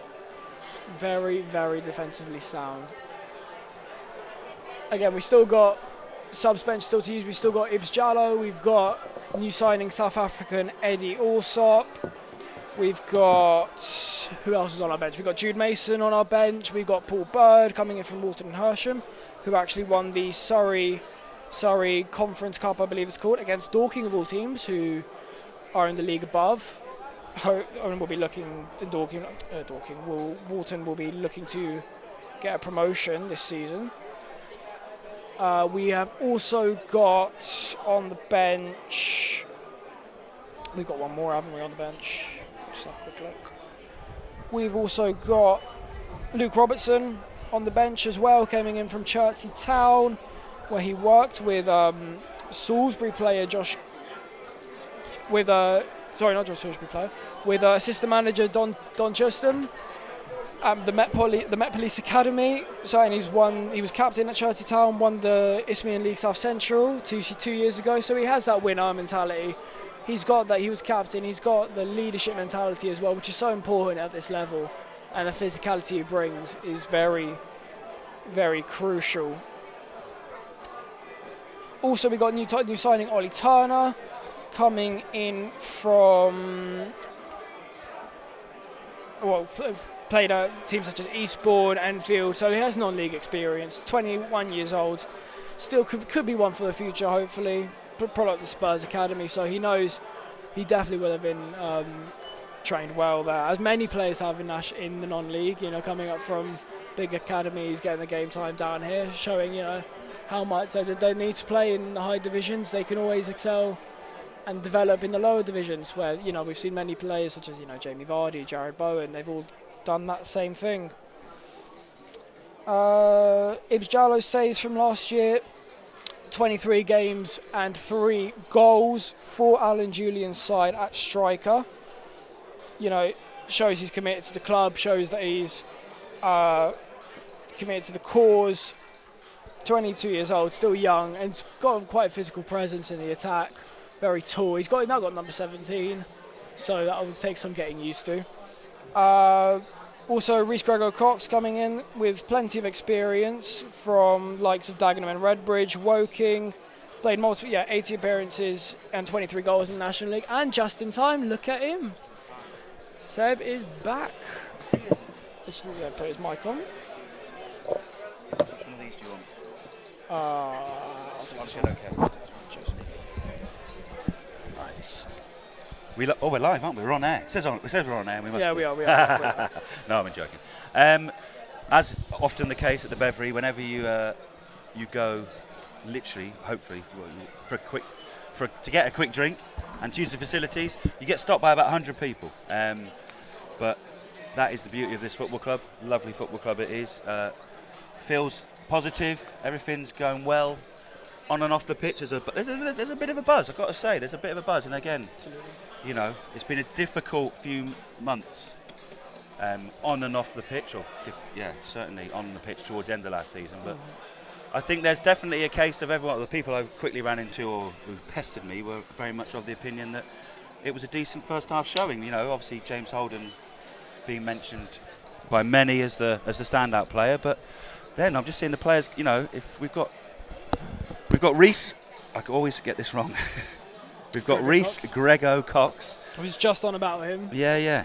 So there's some good players on the bench there, and you've got who else have you got on the bench? You've got Paul Field. I've been quite impressed. You've got Eddie Allsop as well, who has done some. I think they say done bits at Lewis, and a bit unlucky with an injury towards the end of last season, but. Here he is coming to the. And he's coming over. Yeah, he's coming over. He must have heard me. Yeah, his ears must be burning. But yeah. Some options on the bench to change things if we want, but at the moment both teams doing very well. Absolutely. And apparently did you hear that the Dorking were 2-0 down after the first 10 minutes? Yeah, 10 minutes really. Blimey. Yeah. Well, there you go. That's National League for you. Most as competitive as it's ever been, I suppose, hasn't it? Yeah. We saw that last season with about there was the top 7 all separated by about 4 points going into the last game of the season, something like that. So very, very competitive stuff. As I speak, I can see Paul Field getting some instructions from Luke Ruddick. Set pieces by the looks of it, and Jules is chatting to him loads as well. So this looks like there will be a change for Hampton here. Who will come off is the question. Who will come off for him, do you reckon? Who would you say? It must be someone like maybe Harry Thomas might come off. I believe he. Yeah. Oh no, he already came off. Oh, did he come off? No, he didn't. He's still on. I would. Is it? I can't see Flaherty yet, unless I'm. Is he trying to solidify things a little bit by? I can't see Flaherty out there at the moment warming up. I might be wrong.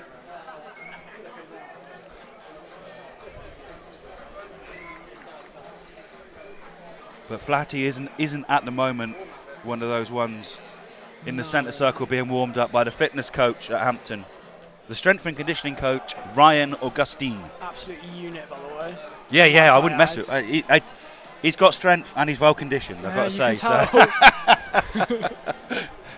Don't need rocket science to see that. No, I think it does look like it's Flaherty, doesn't it?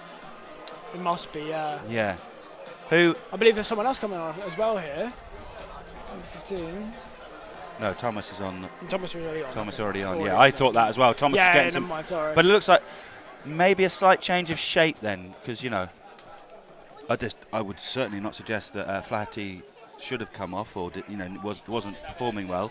I think it might just be a change of shape because Paul Field is more of your CDM centre defender type player. So maybe a slight toughening up the midfield, maybe, or maybe. We're just saying we won the Surrey Senior Cup last year against Dorking for Walton Hersham, so he's got that. You can't see that thing in the sun, can you? No, no, you can't. The sun's shining straight into my eyes there. By law of process of elimination, it's definitely Flaherty, and Paul Field goes straight in. Looks like the base of the probably. Dare I say, to pick up the runs of players like Keir and Willard, who have found a little bit of space just in front of the back four. Question is, where is that Flaherty? He's probably getting a shower and cooling down after that, because it is. We're under the shade here. Anyway, the game is underway. Second half is underway here between Hampton and Richmond Borough and Salisbury. Thank you very much for listening. And the ball's thank you for putting up with my voice for the whole of that half time. Yeah. We did need to get refreshments because it is hot here. Handball from Sandedfield there, and Salisbury about to try and take a quick free kick, but Harry Gardner, after being told by the referee, has stepped away. But straight into it, as they did in the first half, to be fair, Salisbury. I think the conversations that I had with the various people that stopped me as I was trying to get refreshments was that actually the yellow card was the right decision. Very early on, very early on, 10 to 15 seconds into the game. He was going away from goal by all accounts. But again, I have seen referees give them, especially early on, when we're all, heightened emotions. But anyway, Salisbury, free kick, swings the ball in to the far post, and it's headed across and behind by, I think, Atkinson, or was it Somerton, one of the two. But either way, it's a goal kick for the Beavers, and the Salisbury fans who were encamped behind the goal in the first half with 1, 2, 3, 4, 5. I think there's 6 flags for them. That's a good turnout. We should keep a score of this. We should keep a score of the flags. Salisbury have brought 6 flags, I think. And score for Macy headers. Score for flags. Score for everything. We should do that. Radari wins the ball nicely at his feet, and that was a very tough tackle from Atkinson. That looked like a foul, to be honest. Oh, and the ball nearly bounces and hits us. The referee, actually, to be fair to him, and we do see this from the sidelines, and you spot these things a lot in non-league football. The players can be very, very ref, appealing for everything, and he's just saying, relax. But anyway, Hampton and Richmond Borough have got a throw in on the left-hand side. Harry Gardner tries to find Fassam Mande, but he's well marshalled there by Briggs. And Matty Taylor springs Josh Keir into action, who puts a lovely ball through to the far side, but maybe just a little bit too far. And Hampton and Richmond Borough have got a chance to come back and check in. Sorry, check, not what I mean. What I mean is they've come back and set themselves up again. But yeah. Is that Matt Briggs? Matt Briggs. He looks a bit older than he used to, but yeah, he has experience. He goes to Revan, and Willard finds Josh Keir. It's well tackled there by Charlie Sayers. But again, they're just trying to find that pocket of space in front of the penalty box, aren't they? Yeah, which will explain, and we can see now Paul Field is definitely marshalling that. Ronan Silva a bit more forward than he was in the first half. And that would be good because you'll be able to play off David Oradari there, coming from deep and start bombing down the middle of the field as he's been doing all game. Well, and obviously we saw Silva do really well, didn't we, by winning the ball in centre midfield and pushing on. Yeah. Almost ended in a goal. Yeah. With Revan, though, he has had a lot. Sorry, Revan, who's found a lot of space in this game, and he goes to Briggs. 2 very good players on the right-hand side, but it's well done by Fassam Mande, who's playing more of a left wing back role. No, take it. Ball goes in here, Salisbury. Hits the good clearing header from Briggs, and Keir hits it high and over. But It's fair to say that Salisbury have come out the traps a little bit stronger than Hampton and Richmond Borough. And they're still on the attack here because Willard's got the ball down here on the right-hand side of the pitch, just in front of us now. Back to Ngalo. But it's well recovered from Sam Deadfield, who has, it's well recovered again back from Atkinson, but you can't quite see. We're in that weird position where it's on the far right touchline, and the Beverley Stadium and its beautiful main stand, the stanchion, is very much in our way, so we can't always see. I'll tell you what, though, there's been very good link-up play between all the ex-Hampton players. You know, Kia, Dom Raven and Mike Atkinson all been doing very well. We've just seen a little glimpse of play there. Yeah. You know, they're all linking up very well, very comfortable with each other, clearly, and that's, you know, all playing on the same side. Very. Kia flicks the ball to the right. Oh, I thought it looked like it was dangerous, but it's well headed by Harry Thomas. Thomas has done well, hasn't he, as well? Got to say. Of course, he's done very well. Yeah. Very well. Yeah, the defenders have done okay. The chances that have been created have been good football rather than, you know, I mean, aside from the 2 passes in the midfield that we gave away, but that wasn't the defenders' fault. But yeah, certainly fair to say that in the first 5 minutes of the second half, Salisbury have controlled territory, possession, without getting too close to opening the scoring. Briggs to Revan. Revan swings the ball in, but it's headed backwards by Massey and out for a throw-in on the far side. But well done, Alan Massey. It's number 5, header number 5. I think we should, yeah, the Alan Massey header. 6, I thought, no? Or maybe 6, he might be. I think you're right, yeah. Let's just assume he's done more than we thought. But yeah. Thanks for joining us from wherever you are. Let us know if you're anywhere exotic, or even if you're not somewhere exotic. You might be in an office somewhere in London, or you might be just down the road, or you can't make it today, or whatever. Let us know where you are. Not everyone can be in Lanzarote, Sao Paulo, or Turkey, I think was one of the other options. My daughter might be listening in, but she's out in Menorca at the moment. But yeah, she probably won't reveal herself in the comments section. But right, Hampton and Richmond Borough having to defend here for the vast majority of this second half, and Salisbury definitely on the offensive here. The change of position or the change of formation means that Hampton are slightly, you know, more. Well, they've changed it. You know, we're having a centre defensive midfielder instead of a forward player. But it's Somerton again, who, as a defender, does really well going forward, doesn't he? Not just passing, you know, long balls cross field, but actually in the sort of fullback position. Yeah. He's a very good player, and you can see the makings here of a very good, solid Salisbury side. Yeah. But Hampton so far have held them out. But it's probably, I think it's corner number 4 or 5 here from Salisbury, and the ball goes out to Briggs, who swings it in, but it's well blocked, to be fair, by Rodari, the forward. And every Hampton player is behind the ball here. And it's going to go to the edge of the box. Ngalo shoots. It's a tame shot, but it finds on the left-hand side, very fortunately. Oh, it was a tame shot. The massed ranks of Salisbury fans are calling for a penalty, and now he's blown it the other way, the referee there. But what happened there was Ngalo took a shot from the edge of the box. He completely mishit it, but in doing so, confused everyone. And the ball went out on the left-hand side to, I think, it was Willard. Yeah. And there was a scramble, and there was a big appeal from the Salisbury fans behind the goal for a handball. I think there was loads of appeal for offside as well. You could see all the players putting their hands up. Ah, that explains it then. And then there was the little scramble at the edge of the box there, which I think the Salisbury fans were calling for probably wanted the penalty for that. But yeah, very again, Salisbury really asserting their dominance on this game in the second half with 8 minutes played. Josh Keir still finding that. You know, it looked like Hampton with Paul Field now, his first touch of the ball, I think, on the edge of the box, and Hampton now on their first foray into the Salisbury. And that's the man Somerton again, who is definitely staking a claim for being the player of the match, an early claim anyway for sure. But Hampton now the ball in the centre midfield. Play it out to Charlie Sayers, who's done well actually. Sayers, I've enjoyed it. And, you know, good footballer, good comfortable footballer on the ball. Paul Field now, the sub on for Flaherty at half time. A positional and structural change as opposed to, I would say, performance change from Flaherty. You can see Paul Laverly's now given licence to go forward now a lot more. He's sitting a lot higher. I guess filling up Stan Flaherty's position. And giving also Ronan Silva the chance to be a bit more offensive, and he looked dangerous when he did that in the first half. So, but again, I don't think it was anything to do with Flaherty, just a change of formation. But what that change of formation has done, I would contend, has given Salisbury a slight impetus. Don't get me wrong, they've passed the ball well and put themselves forward. It's that cross-field ball from the fullbacks again, but this time James Holden. And as we go past, one of the Rowan Ince there walking past, who was doing a bit of exercise work, and hopefully we'll see him on the pitch very soon.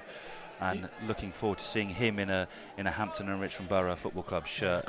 One of the best players of the National League in recent years. Unfortunately, blighted with injury in more recent times. But so Michael Atkinson will probably get a yellow card there for a foul on Nathan Paul Laverley, who had done well and cut inside, didn't he? Paul Laverley there did well again, showing a bit more of the attacking intent which he'd shown in the first half. Yeah, I was just going to say as well, Fasan Nade, you can see as they were defending that free kick, he was on the last line of defence there, so he is doing those defensive duties as well as bombing up the pitch. So you know, he is doing his bit. I can imagine it's probably not what of all the positions he could. No, absolutely. I imagine it's not the one he'd be most wanting to, but he's obviously doing it. That's all that matters. Lovely ball from Charlie Sayers all the way up front to Fasan Mande, who flips the ball up and he just hits the crossbar. I think he actually mishit the cross. I think he mishit the cross. If I was being really kind, he may have thought the keeper was off his line. Yeah, you can see. But it hit the top of the crossbar, and that is the closest Hampton have come. You can see Ronan Silvers, I think, just giving Fasan Mande a bit of a talking to us. I think he mishit the cross, didn't he? Yeah, he must have. He absolutely must have. But at the end, you know, almost like don't know if you remember Masuaku's goal against Chelsea a few years back. A great ball forward from Charlie Sayers, though, the centre defender, who very recently signed and announced just before kick-off. So that's not a bad back three so far. A back four, I would say, because I think James Holden has definitely been very impressive. Great tackle from Ronan Silva. Unbelievably given as a foul by the referee. I'm sorry, that is not a foul. Ronan Silva, great, you know, in our opinion here, sitting here, great challenge. About to go one-on-one with the keeper, but the refs just decided to call a free kick. I'm not having that. Seba's not happy at all. I'm not having that. Not even like he's come from behind or he's come in from the side. He's not even taken the man to get the ball. He's got the ball first. Yeah. Disappointing there from the referee. He was actually done all right so far, to be fair. We haven't spoken about him too much, and we don't like to either. We want to talk about the players on the pitch, and Sayers, again, he's had a good start to the second half, Charlie Sayers, defensively and offensively. Yeah. I can see Dom Revan as well. He's bombing up the pitch a lot more than I recall him doing. Mind you, I was only at Hampton for the last few games of the season, but even I can still tell he's at Hampton. He was more centre-back role, but here he's really he really is, isn't he? Yeah, bombing up the pitch. He started the season off as a centre right back, but then got moved in, but that's his versatility and his quality as well. I mean, I agree with you. He's really getting forward much more this half. Had a few shots as well. Yeah, so we've got to be a bit careful, but Harry Gardner's picking him up and niggling him, and the referee's giving a foul there. We can't quite see because the stanchion's in the way. Yeah, I think in fairness, I think Harry Gardner has kind of just taken his arm and pushed him off the floor. But anything to prevent a goal, guys? We are 57 minutes into this. It's 0-0, but Salisbury definitely the stronger side in this second half after a pretty even first half, ever so slightly shaded probably if you in terms of chances by Salisbury. But yeah, it's fair to say the momentum definitely at the moment is with the visitors. But Hampton have stood firm so far in the first 12, 13 minutes of this second half. Willard being very impressive, crosses the ball in. It's a flat one, and it hits well, Radari looked like he was going to clear it, but it hit Foreign, I think, and he had no idea about it, and it went out for a goal kick, but only just wide of the post. He had no idea where the ball, you know, I think Foreign thought Radari was going to clear that. He didn't. It just hit his leg, but it just went wide there. That was one of those awkward, would have been very unfortunate if that had gone in. I get another chance where, you know, unlucky really is standard day, isn't it? Miss hits, what we've seen all game. None of these shots have really hit the mark as much as they'd like them to, but no. Yeah, it's just all down to good defending, I suppose. James Holden with a very strong kick. That's a lovely kick out to Fasan Mande out here. Deadfield's done well today. I've got to say. Gardner through towards goal, but he's well blocked by. That's good tackling from Ngalo. And Salisbury are on the counter-attack. They do move the ball forward quickly. Paul Field has tried to make the foul there, but the referee played advantage. He may get pulled up on that later on. But that's great tackling from Nathan Paul Laverley. But he's in so doing, the ball's gone out of play. But Nathan Paul Laverley, I've got to say, really, and I think the Salisbury bench are asking, should Paul Field got a yellow card there? He allowed advantage to the referee, but they probably expected a yellow card there. I wouldn't have been necessarily too surprised, but it was his first offence, so maybe the referee's taken that into consideration. But got to say, there's definitely been some bright sparks. Paul Laverley, the right wing back from Bromley, has definitely made an impact in this game and in certain going forward and defending. But anyway, the ball goes in, and that's badly missed by Harry Thomas, and it's just shot on the turn for Matty Taylor. But again, no real connection, no real purpose to it there. But that was a misjudgment from Harry Thomas, wasn't it? I guess the second half is starting the way the first half started, with Hampton being the ones who are defending most of the time, and Salisbury are, spending most time attacking. Ball has just gone up, but Salisbury keeper Will Buse has collected it safely, and they're now playing out from back. So 0-0 here. We're about just approaching the hour mark, a few seconds away from the hour mark. Josh Keir finding space there in midfield, which he's done so much in this game.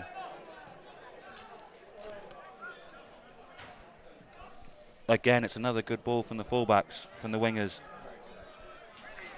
And it's cleared from Harry Thomas. And Hampton really do need to just sort of stem the tide here. And Harry Thomas there, having a bit of a nervy couple of minutes, has put the ball out, because it was just about to go to Matty Taylor on the edge of the box, and it's another corner from Salisbury. Yeah, it was good at Taylor. He had to, I suppose. Yes, he did. I do feel as if Salisbury, the Whites are ratcheting up, the Blues in this case today, in their sky blue kit are, Josh Keir surprisingly has been substituted actually on the hour mark, being replaced. Been the standout player, really. Yeah. Being replaced by... We can't really see the board because the sun, whatever board we've got now. Evander Grubb. That is who is coming on for Josh Keir. So as a Hampton fan, I'm pretty happy with that decision. But absolutely. Because like I said, we've mentioned his name a lot, not just because he's an ex-Hampton player, but anyway, corner for Salisbury. Swung into the far post, but again, it's probably going to go out. But Harry Thomas has done a silly foul there. It's just, oh no, the referee didn't blow. I haven't even, my vision's been blocked by all the fans. I haven't even seen it. It looked like a clear foul. He put his hand on his back, but the referee said no. But they have got a throw-in still down here on the right-hand side. Salisbury, he's starting to feel ominous. The pressure, the territory. Michael Atkinson receiving the ball from Revan. He gives it back to Revan. The two ex-Beavers still on the pitch. Josh Keir just making way recently. Now we've got Matt Briggs, a brilliant winger in this National League. Revan still with the ball. They're really, really going for this at the moment, Salisbury. And Hampton are having to really battle in. Ball on the right-hand side still. We can't quite see because of our commentary position. But anyway, Harry Gardner hits it long to no one in particular, really. Yeah, I think a bit rushed. A bit rushed, yeah. But that's... it's got the ball away, but it's given the ball back to Salisbury, who have looked very comfortable in the... They're just, at this point, Salisbury are just recycling the ball at this point, They know that Hampton are just going to clear it long, so they can easily collect it. They have loads of time on the ball, and they'll just be able to think about what they do at the end of the day. Dom Revan now passing to Matt Briggs. Played it back to Dom Revan, looking inside a little bit. Thinking of putting the ball in, but he's played it back. How many times his heat map on here must just be full. This in front of us on the right-hand side here. Ngalo's done extremely well there. Kicks the ball into the box towards Josh Somerton, who's controlled it lovely. Shoots, and he's put it over. A player of the quality of Josh Somerton, who we mentioned a number of times, should score from there, shouldn't he? Yeah, I suppose. He's put it wide. He is a defender. Up and over, he is a defender at the end of the day. But no, but he has been showing a lot of There was a lot of goal to aim for. Yeah, 3 goals last year he scored, and one in the FA Cup. So he does have that, for a centre-back, he does have that strike on him. Yeah. He'll be disappointed with that. And it's another let-off for the Beavers. And there needs to be a change of some description, whether it's a structure or... any purpose or momentum or whatever. There needs to be a slight change for Hampton here, because we've been pretty much under the cosh for the first 20 so minutes. And again, Harry Thomas makes a slight misjudgment. Atkinson, they're straight on it, Salisbury, when they're on the offensive, I have to say.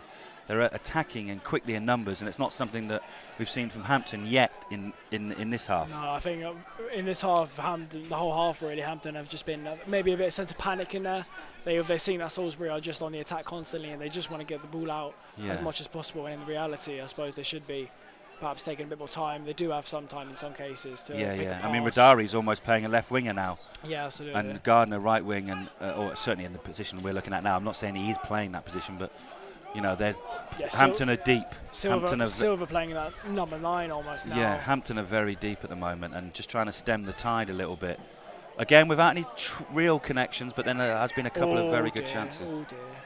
What's up? Charlie Sayers looks like he may have injured himself in the... He's not been able to get back up, and Hampton are a man down as they're waiting to defend this cross. I think he might be all right. It might be one of those ones where he's going to run off, and he is going to try and run it off. But Tommy Willard finds space on the far... It plays it back to the edge of the box, but it's just hoofed clear. And this is starting now to become like... It's almost going to be inevitable that Salisbury open the scoring, because then we're going to run out of luck. But and the ball comes across. Yeah, it goes towards Jamie Summerton. I think it hit the defender, but it's well claimed by Holden, and he's going to... Two players down. Two players down for Hampton now. Holden and I think Field. Paul Avley, no? Sorry, Paul Avley. Yes. Paul Avley, yeah. The physio's out on the pitch right now. It's going James Holden first. He can't be chipped. There's two players down. Paul Avley is on his haunches. I think it might, and again, the players are going to take a water break. And now this is important here. This is an important bit of discussion here from Alan Julian, because for the last 20 minutes, Hampton have been... Today's official match day attendance is 691. That's 691. Thank you all for your support. Match day attendance has just been announced. 691 people here at the That's not bad for an August game. That's not bad at all. That's not bad for an August game, because we, as a former director, had to keep a keen eye on attendances back in the day, and still do. They're still important, of course. They're vitally important for any non-league club, but that's not. August was always a strange one because of holidays and things like that. So not bad for a first game. Not bad at all for the first game of the season. Drinks break now. I think would be a good time to give you the scores around the boards around the league. Tonbridge and Slough still 0-0. Maidstone remains 1-0 up against Hemel Hempstead. Farnborough and Eastbourne still remains 0-0. Worthing and Bath still 0-0, but Worthing now got a red card. Torquay's 3-1 up against Enfield. Maidenhead still losing 1-0 to Chesham. Ebbsfleet winning 1-0 against Dagenham and Redbridge. Hornchurch winning 2-1 against Western-super-Mare. Dorking Wanderers have scored 1 goal, but is still losing 2-1 against Chippenham. Maybe looking on the comeback now. Chelmsford and Horsham remains 0-0, and AFC Totton and Dover remains 3-0 Totton.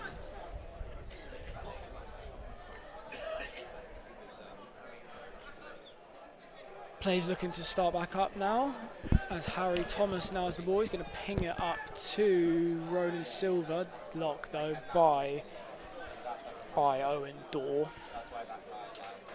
Do you know who's played well this half? Angalo, who's getting the ball a bit, because of we're slightly deeper. He's getting a bit more space and a bit more time. He's overhit that cross, and it looks like Jamie Summerton now might need some treatment. Oh no, it's Tommy Willard that needs treatment. It looks like Donovan Chislett and Alan Julian are discussing possible change. I think there does need to be someone warming up. No, I think is that Gregor Cox warming up? Yes, it is. Yeah. And Reece Gregor Cox is warming up, being watched keenly by the strength and conditioning coach Ryan Augustine. So, would that be a straight swap for Radari maybe? Possibly, yeah. That would be my thinking. Or unless they take off one of the deeper players and put a striker on there, hoping for a bit of attacking threat. Yes. It could Perhaps be, but someone like the Salisbury player Tommy Willard. Looks like he might be going off Tommy Willard, and again, that's not the worst thing for Hampton and Richmond, because he's been better. It looks like coming on. Yeah, Tommy Willard looks like he's going to come off for. Keep going fast. Is that number 7? No, it's not number 7. What is that? Third change for Salisbury. In the first number 10, Tommy Willard. Tommy Lee Higgs, I think, is coming on. Tell us about Tommy Lee Higgs, Tommy Diego. Lee Higgs, 24 goals last year, with Bognor Regis Town in the Isthmian League Prem. So clearly, plays Player of the Season. He has come up from a few leagues up now, so it is a new challenge for him. Came up through Southampton Academy. Young player, 20 years old. Looks to be the bright spark, this bright young spark in the Salisbury team. But we'll see how he comes. Number 11 has just come on the pitch. Socks rolled down, properly rolled down, very Grealish style. Grealish calves there. Look at that. Anyway, Hampton here now. I've got a bit of a chance here because Sam Deadfield, as a free kick, Rodari was pushed in the back as he was going to win the header. Again, similar position for Deadfield. Yeah, Deadfield found himself in a few positions here now. Now this is a time for Hampton to really make the most of being in that area of the pitch. Deadfield swings the ball. That's not too bad. A bit too deep. Rodari heads it towards goal, but he's offside, or someone's offside. And Rodari heads it high and up, but not too bad. The ball was pretty good, but just again lacking just that final penetration at the end. Ipsjala like now warming up as well. Revan's done really well whole game, hasn't he? He's shown, he was unanimous player of the year last year, and the referee's given him a foul. Ronan Silva does not agree with that decision from the referee there. Really good physicality from the ex-captain, fantastic, Dominic Revan.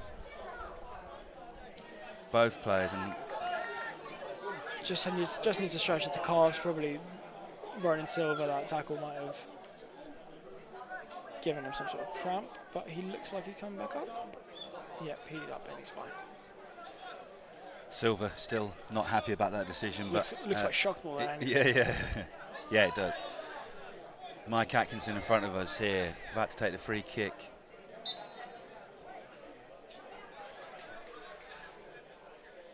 Matty Taylor at the far post here. They're going to do one of those cross-forward field balls, which they've done pretty much most of the game, but it is well headed clear from Harry Thomas.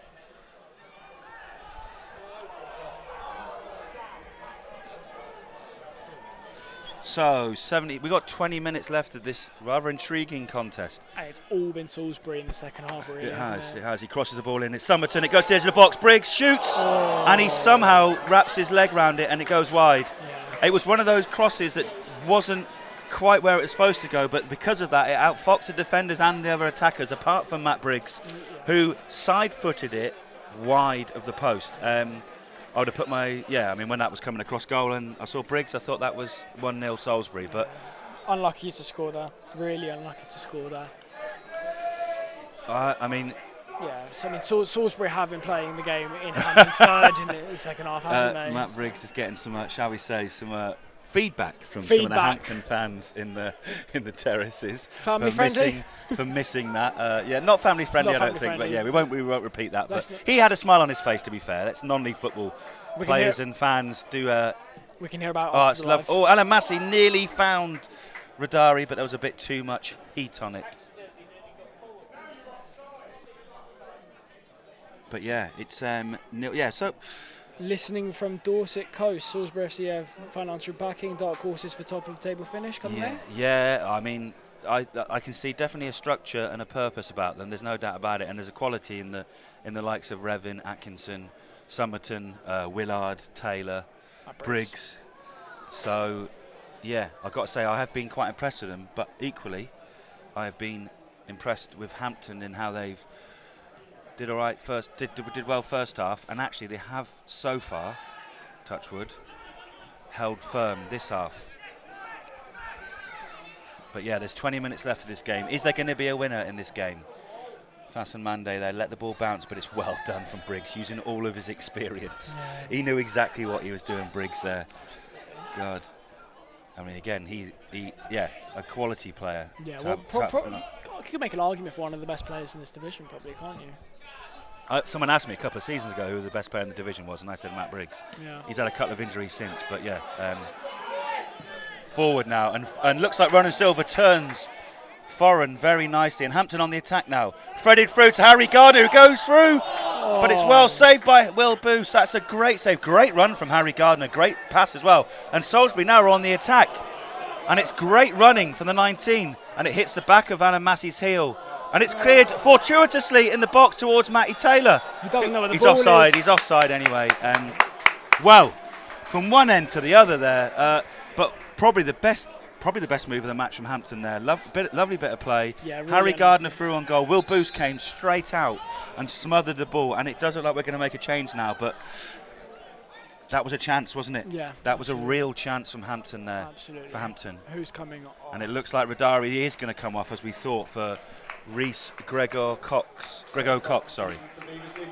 But Harry Gardner is still shaking his head a little bit, ruining that missed opportunity. Yeah, it was a good save, but also I mean, he could have scored, couldn't he? He could really have scored. There's a lot of goal to aim at, but if he had just got it a little bit of loft on it, I would have gone in. Yeah. But now this is an interesting substitution. Grego Cox. First bit of action we're seeing. Oh, he looks. Honestly, he is. I mean, he looks a bit like Ryan Augustine, our strength and conditioning coach. Yeah, he does, doesn't he? There's some strength and there's some conditioning there. He's a bit shorter, but yeah, he scored goals and he's offside. Bulldog. Hampton have had, I would say, 3 or 4 offsides, which is probably not ideal. No, I suppose not. Considering we are playing much deeper than. Yeah. We can't keep giving the ball away. But anyway, we've still got 15, 16, probably 17, 18 minutes, because there'll be at least a couple of injury time for the injuries we've had, and also a few subs. But at the moment, it's 0-0 with 15 plus minutes left. Hampton and Richmond Borough 0, Salisbury 0, and Salisbury have definitely been a stronger side in the second half. But in the last 5 or 10 minutes, that's lovely skill from Grego Cox. Harry Gardner, but that's well mopped up and brilliantly mopped up by Mike Atkinson. Yeah, Atkinson has been the standout player in the second half. Yeah, he has. He really has dominated the game as he was doing for Hampton and Richmond Borough last season, I would argue. Paul Field nods it clear, though, towards Harry Gardner. But it looks like Harry Gardner was fouled there, but the referee has allowed play on. But nice little first touch there from Grego Cox. But yeah, Revan, I mean, this is just it's an effortless game. Oh, it's a lovely ball in from Briggs. Great clearance from Alan Massey. Just read it all along. And he's not just put it, I mean, most defenders will just clear that and will go behind, but he's put that out for a throw-in, because that's Alan Massey. It also looks like Hampton are going to be making another sub in a minute, by the way. Is it Jude Mason that's getting some instructions at the moment? Must be, yeah. Is he going to come on for Paul Laverley, who is again on his feet? Or perhaps maybe he'd come on for Fasan Mande, which would or not Fasan Mande, yeah. Which would.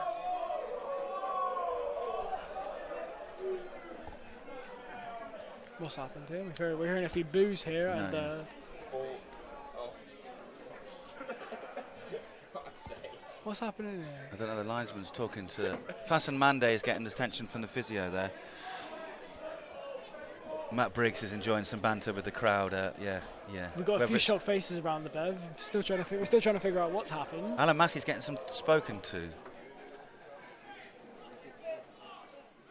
Perhaps something's been said. Maybe some altercation. I'm just getting some clarification here. The ball boy touched the ball before it went out.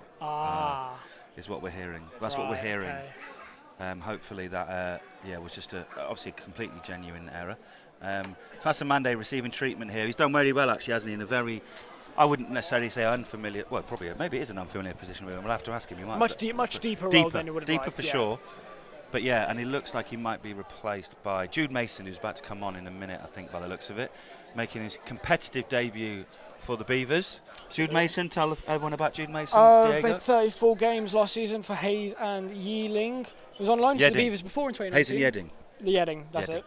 On loan to the Beavers in 2019, where he only made 2 appearances and he was on loan from Sutton. Yeah. But he has experience here at the Bev, so he has, it's not the most unfamiliar space. I'm sure he enjoyed his short stint at the Bev, but he'll be coming back on it in a few minutes whenever play.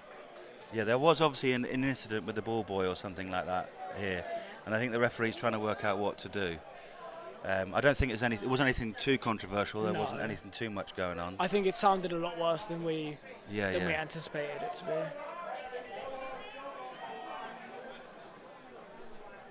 And here's Jude Mason. Making his competitive debut for Hampton and Richmond Borough with 14 minutes left of this opening fixture of the Enterprise National League season. It's 0-0. Still 0-0. And what I would say, Diego, is Salisbury there's definitely been a releasing of pressure and momentum a little bit. I'm not saying that they haven't been as good. Still, they have been a better team in the second half, but there's definitely less pressure and momentum as it seemed to be building around the 65, 70-minute mark. Absolutely. Drop ball here. Drop ball, and the ball is hit lock. Silva and Garlo's done very well this second half. Him and Atkinson have actually, Paul Field, lovely ball, little cushion ball to Sam Deadfield, who finds Silva. Who not the ball I think he wanted. Not the ball he wanted to hit, but Paul Laverley still has it, and it's gone out for a throw-in to Hampton. But yeah, no, that was a strange choice, but hey, it's 78 minutes into a very hot game of football, and clearly must have been a missed kick. I think he intended it to go to the line of Reece. Gregor Cox wins the ball beautifully from the throw-in. Brilliant that was, and he wins a throw-in in the far corner. This is good from Hampton and Richmond Borough. Now then, Alan Massey, the big figure of Alan Massey coming up here now. This is. Paul Laverley put a lovely couple of throw-ins in, didn't he, in the first half? Reminiscent of a certain Rory Delapse, I might say. Yeah. Here we go. Not quite as long. It's still good actually. Still very good. Massey was going to looked like he was going to try and flick it on, but Paul Laverley back out to him. He cuts inside the box. He puts it in, but it's not. It just goes straight to the keeper. It's a bit of unfortunate that. But look at Paul Field here on. He's done well actually since he's come on. This Salisbury player, hasn't he? Yeah. Is it 19? Grubb? 20, I believe, yeah. 19 Grubb, is it? Grubb. He's found some space again in that Josh Keir size hole type thing that he would replace. But looked like a foul for Hampton and Richmond Borough there, and I hope this doesn't come to anything because Jules is going to be furious. He's fallen over. He has fallen over. I don't think that was a dive. He actually fell over, didn't he? Dominic Raven's on the floor here. Dominic Raven's on the floor. Now the game stops again, and again I think this probably just helps Hampton a bit, doesn't it? Yeah. Because we have, the momentum, like I said, and the pressure has definitely eased off in the last 10-15 minutes. Not to say that Salisbury aren't still threatening, because they really are. I think Dom Raven must be down due to the challenge earlier with Ronan Silva, because he did look in a bit of discomfort before, but now he's not coming up from the floor. Physio is going to treat him on the pitch. Now, I'll be honest, not hugely. I didn't see as much of Matty Taylor as I was expecting, but first game back at this level. But yeah, I imagine he will have better performances across the season and definitely be more effective. But that said, I think you probably would have to say that he's probably been well marshalled by the back three. Absolutely, yeah. I believe Ollie Bray has just come on. I think Ollie Bray has just come on for. Tell us about him and these fantastic notes that Diego did pre-match. Handwritten as well. Came up through Man United Academy, played up until the under-21s. Did he really? Yeah. Blimey. On loan at Western-super-Mare last year, coming from Aldershot. So he has got that experience in all the divisions in the National League. He was very much injury-plagued at Aldershot in the first half of last season, and that ultimately led to his loan to Western-super-Mare. But it's not a new league to him. It's still quite young, 22 years old. So, I mean, Dom Revan is still down, unfortunately, and whilst I wouldn't mind seeing him go off the pitch now, because from a Hampton and Richmond perspective, he's been very effective this game. I hope it's nothing too serious, because he did really well for this club, and I think he left with best wishes wherever he ended up. I can't believe he didn't end up somewhere higher, but. Well, he made his debut for Aston Villa in the FA Cup, didn't he? So he's played at the highest. Yeah. I mean, I'm amazed that someone in the National League proper didn't come in for him, because I think he's been consistently excellent for 18 months or so. No, he seems to be staying. No, perhaps walking off the pitch.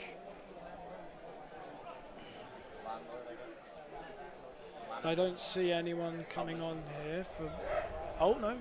Hampton are making a change. Luke Robinson's coming on for Sam Deadfield, I think, by the looks of it. Yeah, Luke Robinson, that is ex-Chertsey captain for 2 years and won the Isthmian League South Central 2 seasons ago. Also worked with assistant manager Don at Met Police Academy. So not a bad player to be like. Fair play to Sam Deadfield. I think he's played well today. Yeah, he has. I think he's been the box-to-box midfielder that we know he can be at Hampton and Richmond. Absolutely. He hasn't always been asked to be played that position, and that isn't his fault. And unfortunately, a minority of supporters were probably quite critical of his return. Third. Anyway, Hampton on the attack. Let's focus on the positive. Gregor Cox has made a big difference since he's come on. He's kept the ball up. Luke Robinson shouldn't have lost the ball there in centre midfield just after coming on, but it's a stray pass from Salisbury.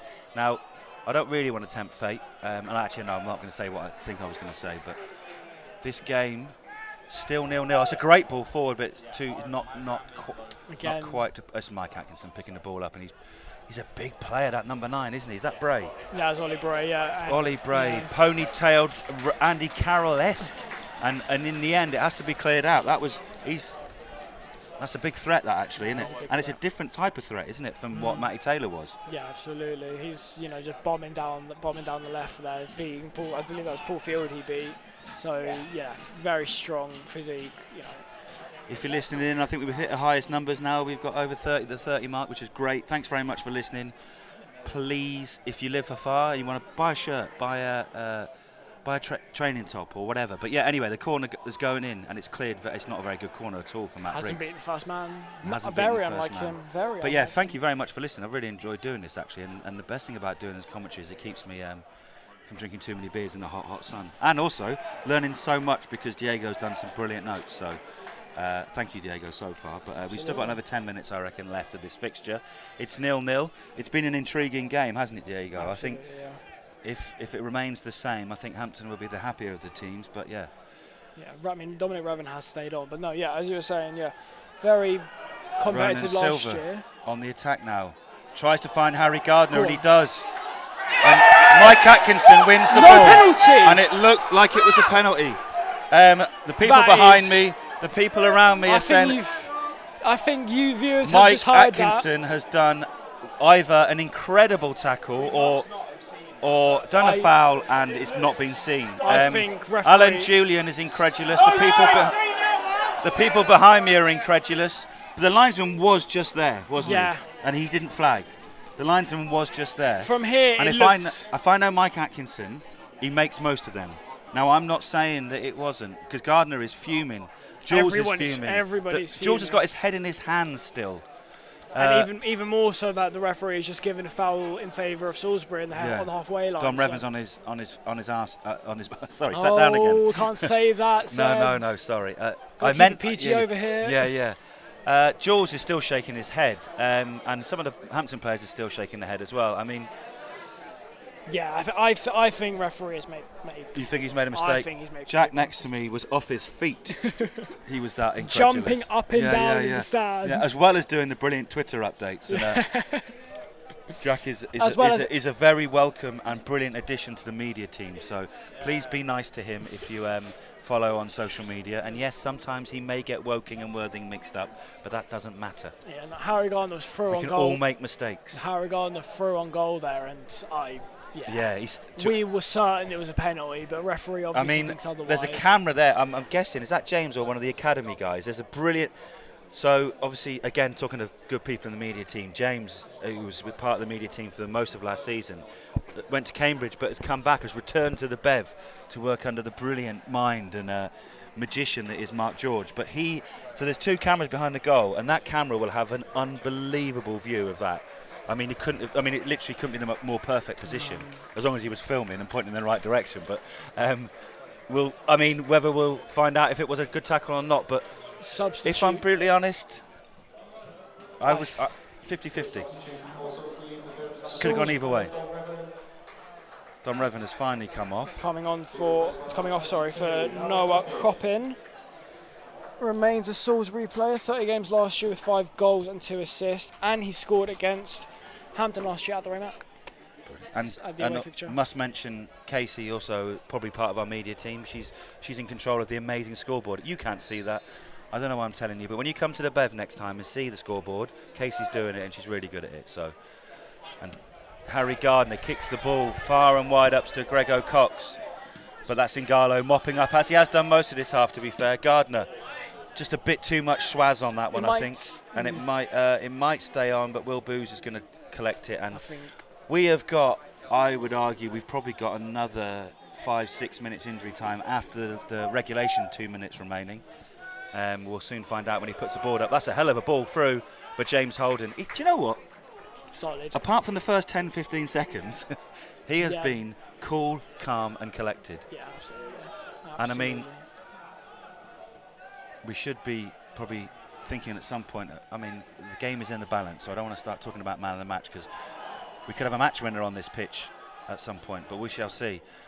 Luke Robertson hits the ball high towards Grego Cox, but it's not there. Now Salisbury on the attack with Grubb, and I tell you what, the menacing presence of Bray is causing some issues, but he's quite good, that Grubb, I've got to say. Yeah, he's very Nice feet. That's Foran, the centre defender, who's done very well. Briggs on the right wing now.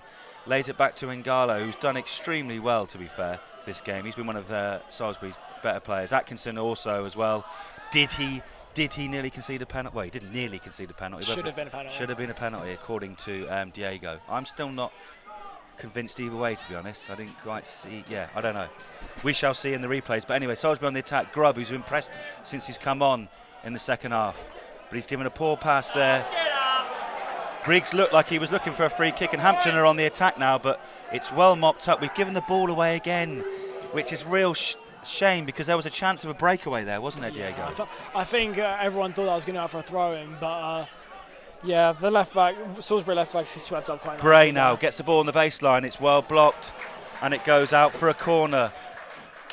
Now then, so we are entering the last minute of regulation time. I imagine there'll be 5 to 6 minutes, something like that. Briggs is still down. He was insistent that that was a foul. Yeah. I think the referee made a right decision in that instance. Whether he did moments before when Hampton maybe should have, and according to Diego, should have had a penalty. I'll be honest, Briggs is all right now. He's got up, but we haven't seen the board go up yet. It's quite hard at the moment because the sun is deflecting terribly off that for us. So they're about to put up the. Just about to put it up, but I would say. No, I can't. 7? 8 minutes. Is it 7 or 8? 8, I think. 8 minutes of added time. Fourth official is a minimum of 8 minutes added time. It's 8 minutes. 8 minutes for Hampton and Richmond Borough to hold out or maybe even score, but this corner, they're going to hold out for the minute. Corner swung into the far post towards Bray. That's brilliantly headed by Luke Robertson. And the ball cannot be more pinballing around the box, but it's cleared by Luke Robertson twice. Luke Robertson's done brilliantly there, both on 2 different occasions. I mean, the ball was all over the place, wasn't it, Diego? I could barely speak. I think there was a few opportunities where Salisbury could have definitely had a shot, but we were lucky not to. It was ping-balling, ping-ponging all over the place. Yeah, well. Harry Gardner nearly nicked the ball, but now. I think Harry Gardner might be wanting to try and get. And it goes out and wide, and that. Yeah, and it's gone that's a terrible. I mean, if you're a Salisbury fan, and that ball goes all the way out there, that's gone straight out. That's disappointing for Copping. Yeah, he didn't mean to do it, obviously, but we are into the 2nd minute of injury time. There'll still be another 6 after this. Luke Robinson did very well there, made a real impact after coming on a sub in the last 10 minutes for Sam Deadfield. So it's those sort of things when you're battening down the hatches and you're just trying to just get it clear. He did it twice, so fair play to Luke Robertson there, the signing from Chertsey and Chertsey's former captain. James Holden, lovely big kick. We've seen some good kicks from Holden today, I've got to say. Looks like Harry Gardner was fouling in there, but it wasn't adjudged to be. And now the ball's on the left-hand side. Gardner tries to cut inside, but it's well defended by Jamie Summerton, who I've got to say. Saying offside, but ref has not put his flag. Oh, Paul Field, brilliant skill on the baseline. Passed it back, but Mike Atkinson, that man again, as he did so often here at this ground last season, just mops it up. I think Beavers fans are going to start not liking Atkinson at this point. The amount of times he's just swept up. Lovely for Salisbury. Harry Thomas, lovely passing out from the back there by Paul Mavilla. He's just put. The referee hasn't given a foul. He's given a throw-in. Referee. He's put his hands all over his back there. Referee's made it's in front of Jules, and Jules is fuming. Yellow card for the Salisbury player who did probably push. I mean, that seems a strange one, that. Right, so referee's given a yellow card to the Salisbury player, but has continued to give a Salisbury throw-in. It was for the pushing him. He pushed him over afterwards, I think. Oh, was it afterwards? Okay, fine. Right. When the ball's dead. Fine. Jules is fuming still. Anyway, well picked up by Luke Robertson on the edge of the box, and Hampton trying to find something. We haven't been able to get the ball to Grego Cox as much as we would have liked. Harry Thomas, the defence, the back three, got to say, back four have done well for Hampton today. Can they continue to hold out in the last 5 minutes now, probably of injury time? Johnny Luter's in the chat. How's the game been? I'm at a wedding. How's the game been? Even first half, Salisbury definitely the better side for most of the second half, but we've had a couple of flashes. But yeah, this could be a very well-worked point, Johnny Litter, if this stays the way it is, but you never know. We'll see what happens. And enjoy the wedding. Don't get too drunk. Save your voice. You'll be doing this at some point soon. Anyway, Mike Atkinson, who's picked up the ball, and it's just not stopped today, has he, Mike Atkinson? It's been just a steamroller in that midfield. Yeah, just brilliant. Just brilliant, but he's got the ball again. But it's quite deep for Hampton, but he lofts it all towards the box, and that looks like James Holden will claim it. He doesn't, and it goes free, and that is a tremendous block. What a block! That is one of the blocks of the season on the opening day by Charlie Sayers. James Holden came to claim it. He didn't get it, it bounced down. But Charlie Sayers did a superb block. And Hampton on the attack now. Paul Laverley. Oh my, do you know who that was? Jamie Somerton. He's the man of the match for me. He's been unbelievable. And the fans for the first time today really getting behind the Beavers. Both teams going for the 3 points here. Neither are sitting back. Oh, what a block that was from Charlie Sayers. Oh, yeah, they announced just before kick-off, and yeah, what an impression he's made. Both him and Paul Laverley have made really impressive statements. Yeah. What a block. I mean, he threw everything at it and his whole body at it. And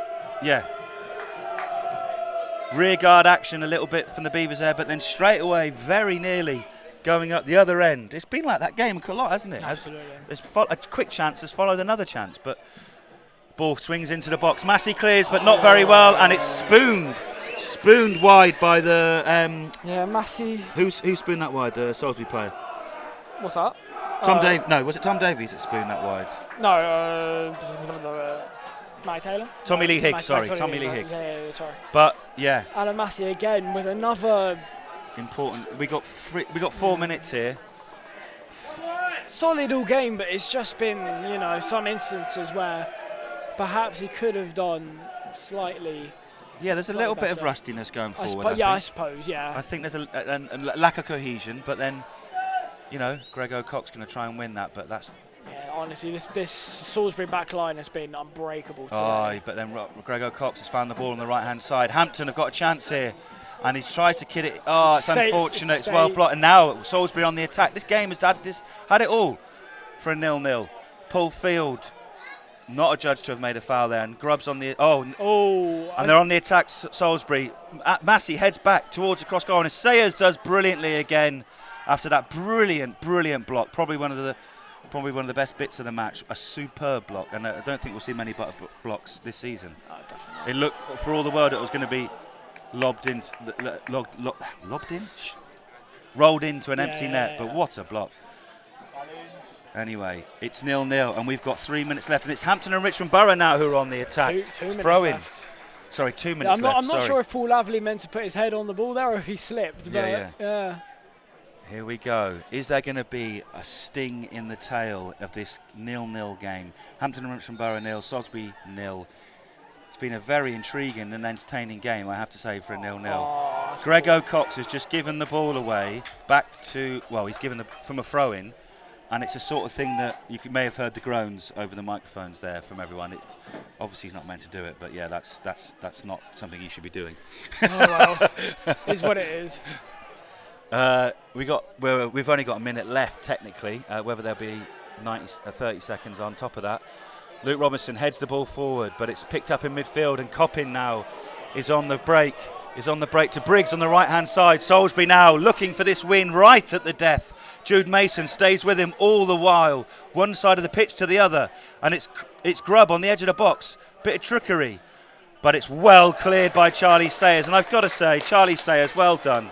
Well done again. The last 10 minutes he's been unbelievable. Yeah, he's been excellent. The Hampton rearguard action here in the last 10 minutes, not this a flurry of shots, but it's more possession and territory. Yeah, after a sustained period in most of the second half. There's no doubt about it. They've had more of territory and possession in this second half. Yeah. But Hampton have held firm, and we must be 20 seconds away from the final whistle now. Ball is lumped. Is this the last throw of the dice from Salisbury? And whose head does it hit? Alan Massey's head, and we'll be saying that a lot this season. Whoever is in charge of the mics. Harry Gardner's been caught wrong side there by Ngalo, but he is going to try and win the ball back. Salisbury still knocking the ball about nicely in midfield. Atkinson, that man again, and Grubb, who's impressed since he's come on, I have to say. We've gone over the 98 minutes. We've gone over the 98 minutes mark. The defenders are in the centre. The referee doesn't look like, it looks like he's going to allow this attack by the looks of it, but it's well blocked by Luke Robinson, whose third block of the day. Ollie Bray's going to go for shot. Shoots! What a save! What a save from James Holden at the very death. Ollie Bray on the edge of the box, the big number 9, unleashed a brilliant low shot. He's on it. He's on the patch now. That is unbelievable. That's the best save of the match. He's made a couple of good ones, but what a save that is from James Holden. In the 99th minute, the referee still allowing play. Corner into the Salisbury box. Can Hampton hold out to the very end? Salisbury looking for a penalty. That's just got to clear Harry it. Thomas clears it, and it's 0-0 full time. Hampton and Richmond Borough have held out after a dominant display in the second half from Salisbury. It was an even first half. Diego, I would have snapped your hand off for 0-0 up before the game, because I was a little bit apprehensive of the returning heroes, and you know, last week, and I sensed there was a bit more power and a bit more effectiveness in Salisbury. But I tell you what, Hampton and Richmond Borough have held out, and they, you know what, they deserve that. The defensive performance, very impressive. You have to be happy with that result at the end of the day. It's a tough game. It was a really tough, and we expected it to be a tough game. Maybe I don't think we expected it to be as thrilling as that, but it was definitely something to watch. Great for a 0-0, wasn't it? Really? Oh, I mean, amazing for a 0-0. There was a lot going on. Yeah, honestly. I've got to say, great defensive performances from Hampton and Richmond Borough, and even in the injury time of James Holden unleashed a superb save from a superb shot from Bray. Absolutely. And I would say he's probably my man of the match today. He's made a couple of good saves, and it all started so very differently for him, receiving a yellow card in the first 10 minutes. Definitely turned it round very quickly, but yeah, amazing performance from him. Really clutch, really crucial. Yeah, nothing. You couldn't have asked more from him. You really couldn't. No, I think that was. You've got to be happy there for Hampton Richmond Borough fans' perspective. Yes, pre-season didn't end particularly as we would hope, but you know, with all the new players on the pitch, that is a great point from Hampton and Richmond Borough, and it means that we have 1 point on the board. It means that we have 1 point on the board. So, you can't argue with James Dean says super comms, thank you, Seven. Diego offer an ice cold beer in Lanzarote sunshine. Could not. James Dean, enjoy yourself. See you at the Bev soon. James Dean is a big part of the Supporters Trust, so please join the Supporters Trust. Buy the new shirt, buy the new top if you can as well. But well done, Hampton and Richmond Borough. A great point. We're going to find out what else has happened elsewhere today. So full time for the rest of the games in the National League South. Tonebridge and Slough remain 0-0. Hemel and Maidstone is now 1-1 when going into the 98th minute. Farnborough and Eastbourne 1-1. Worthing Bath 1-1. Torquay and Enfield. Torquay has beaten Enfield, 3-1. Maidenhead has scored a goal against Chesham, but Chesham continue to win 2-1. Ebbsfleet scored 2 to beat Dagenham and Redbridge 2-0. Hornchurch and Western Supermare ended in a 3-2 Hornchurch win. Another exciting games by the looks of it. Dorking did manage to come back, and there was a 2-2 draw in the end. In the 97th minute, with Alfie Rutherford scoring the equaliser. Oh, who Hampton play next week, away to Dorking. They'll be on a high, but then so will Hampton. Chelmsford beat Horsham 1-0, 80th minute. And AFC Totton, with a bit of a scare, but have managed to beat Dover 3-2, with Dover scoring the second goal in the 95th minute. Well, it's been a summer of change on and off the pitch for Hampton and Richmond Borough Football Club.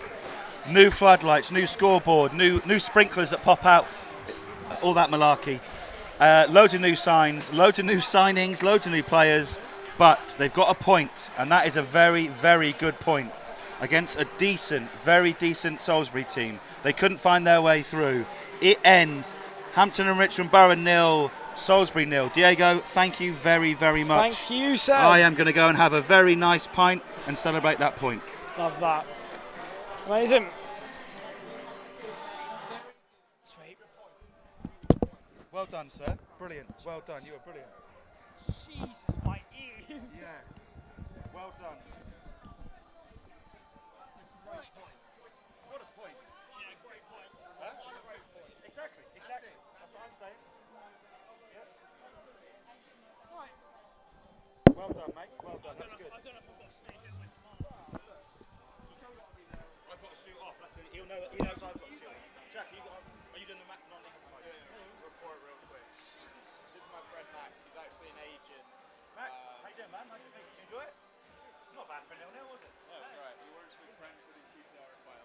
Okay, cool. Maybe we can get some loans in later on. Oh, brilliant. Yeah. That's what I'm going to be poking you in the ribs for that. Yeah, definitely. I was at Brentford last night for them. I'm pleased with that. I'm well pleased with that. That was good. Well, it was. I told him like lively first half, lots of transition, lots of pressing, and then it's like whoever's the fittest, then it's naturally going to slow because it's so hot. And it did slow, but it was fine. We rode that storm in the first 20 minutes, didn't we? The second half. Oh yeah. So yeah, enjoy the concert. It's my silver cup on. Make sure you have a day off tomorrow. Don't Yeah.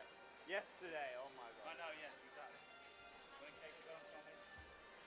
Good start that. We're going to walk out here with a smile on our faces. Not bad. They're going to be a good sign this year.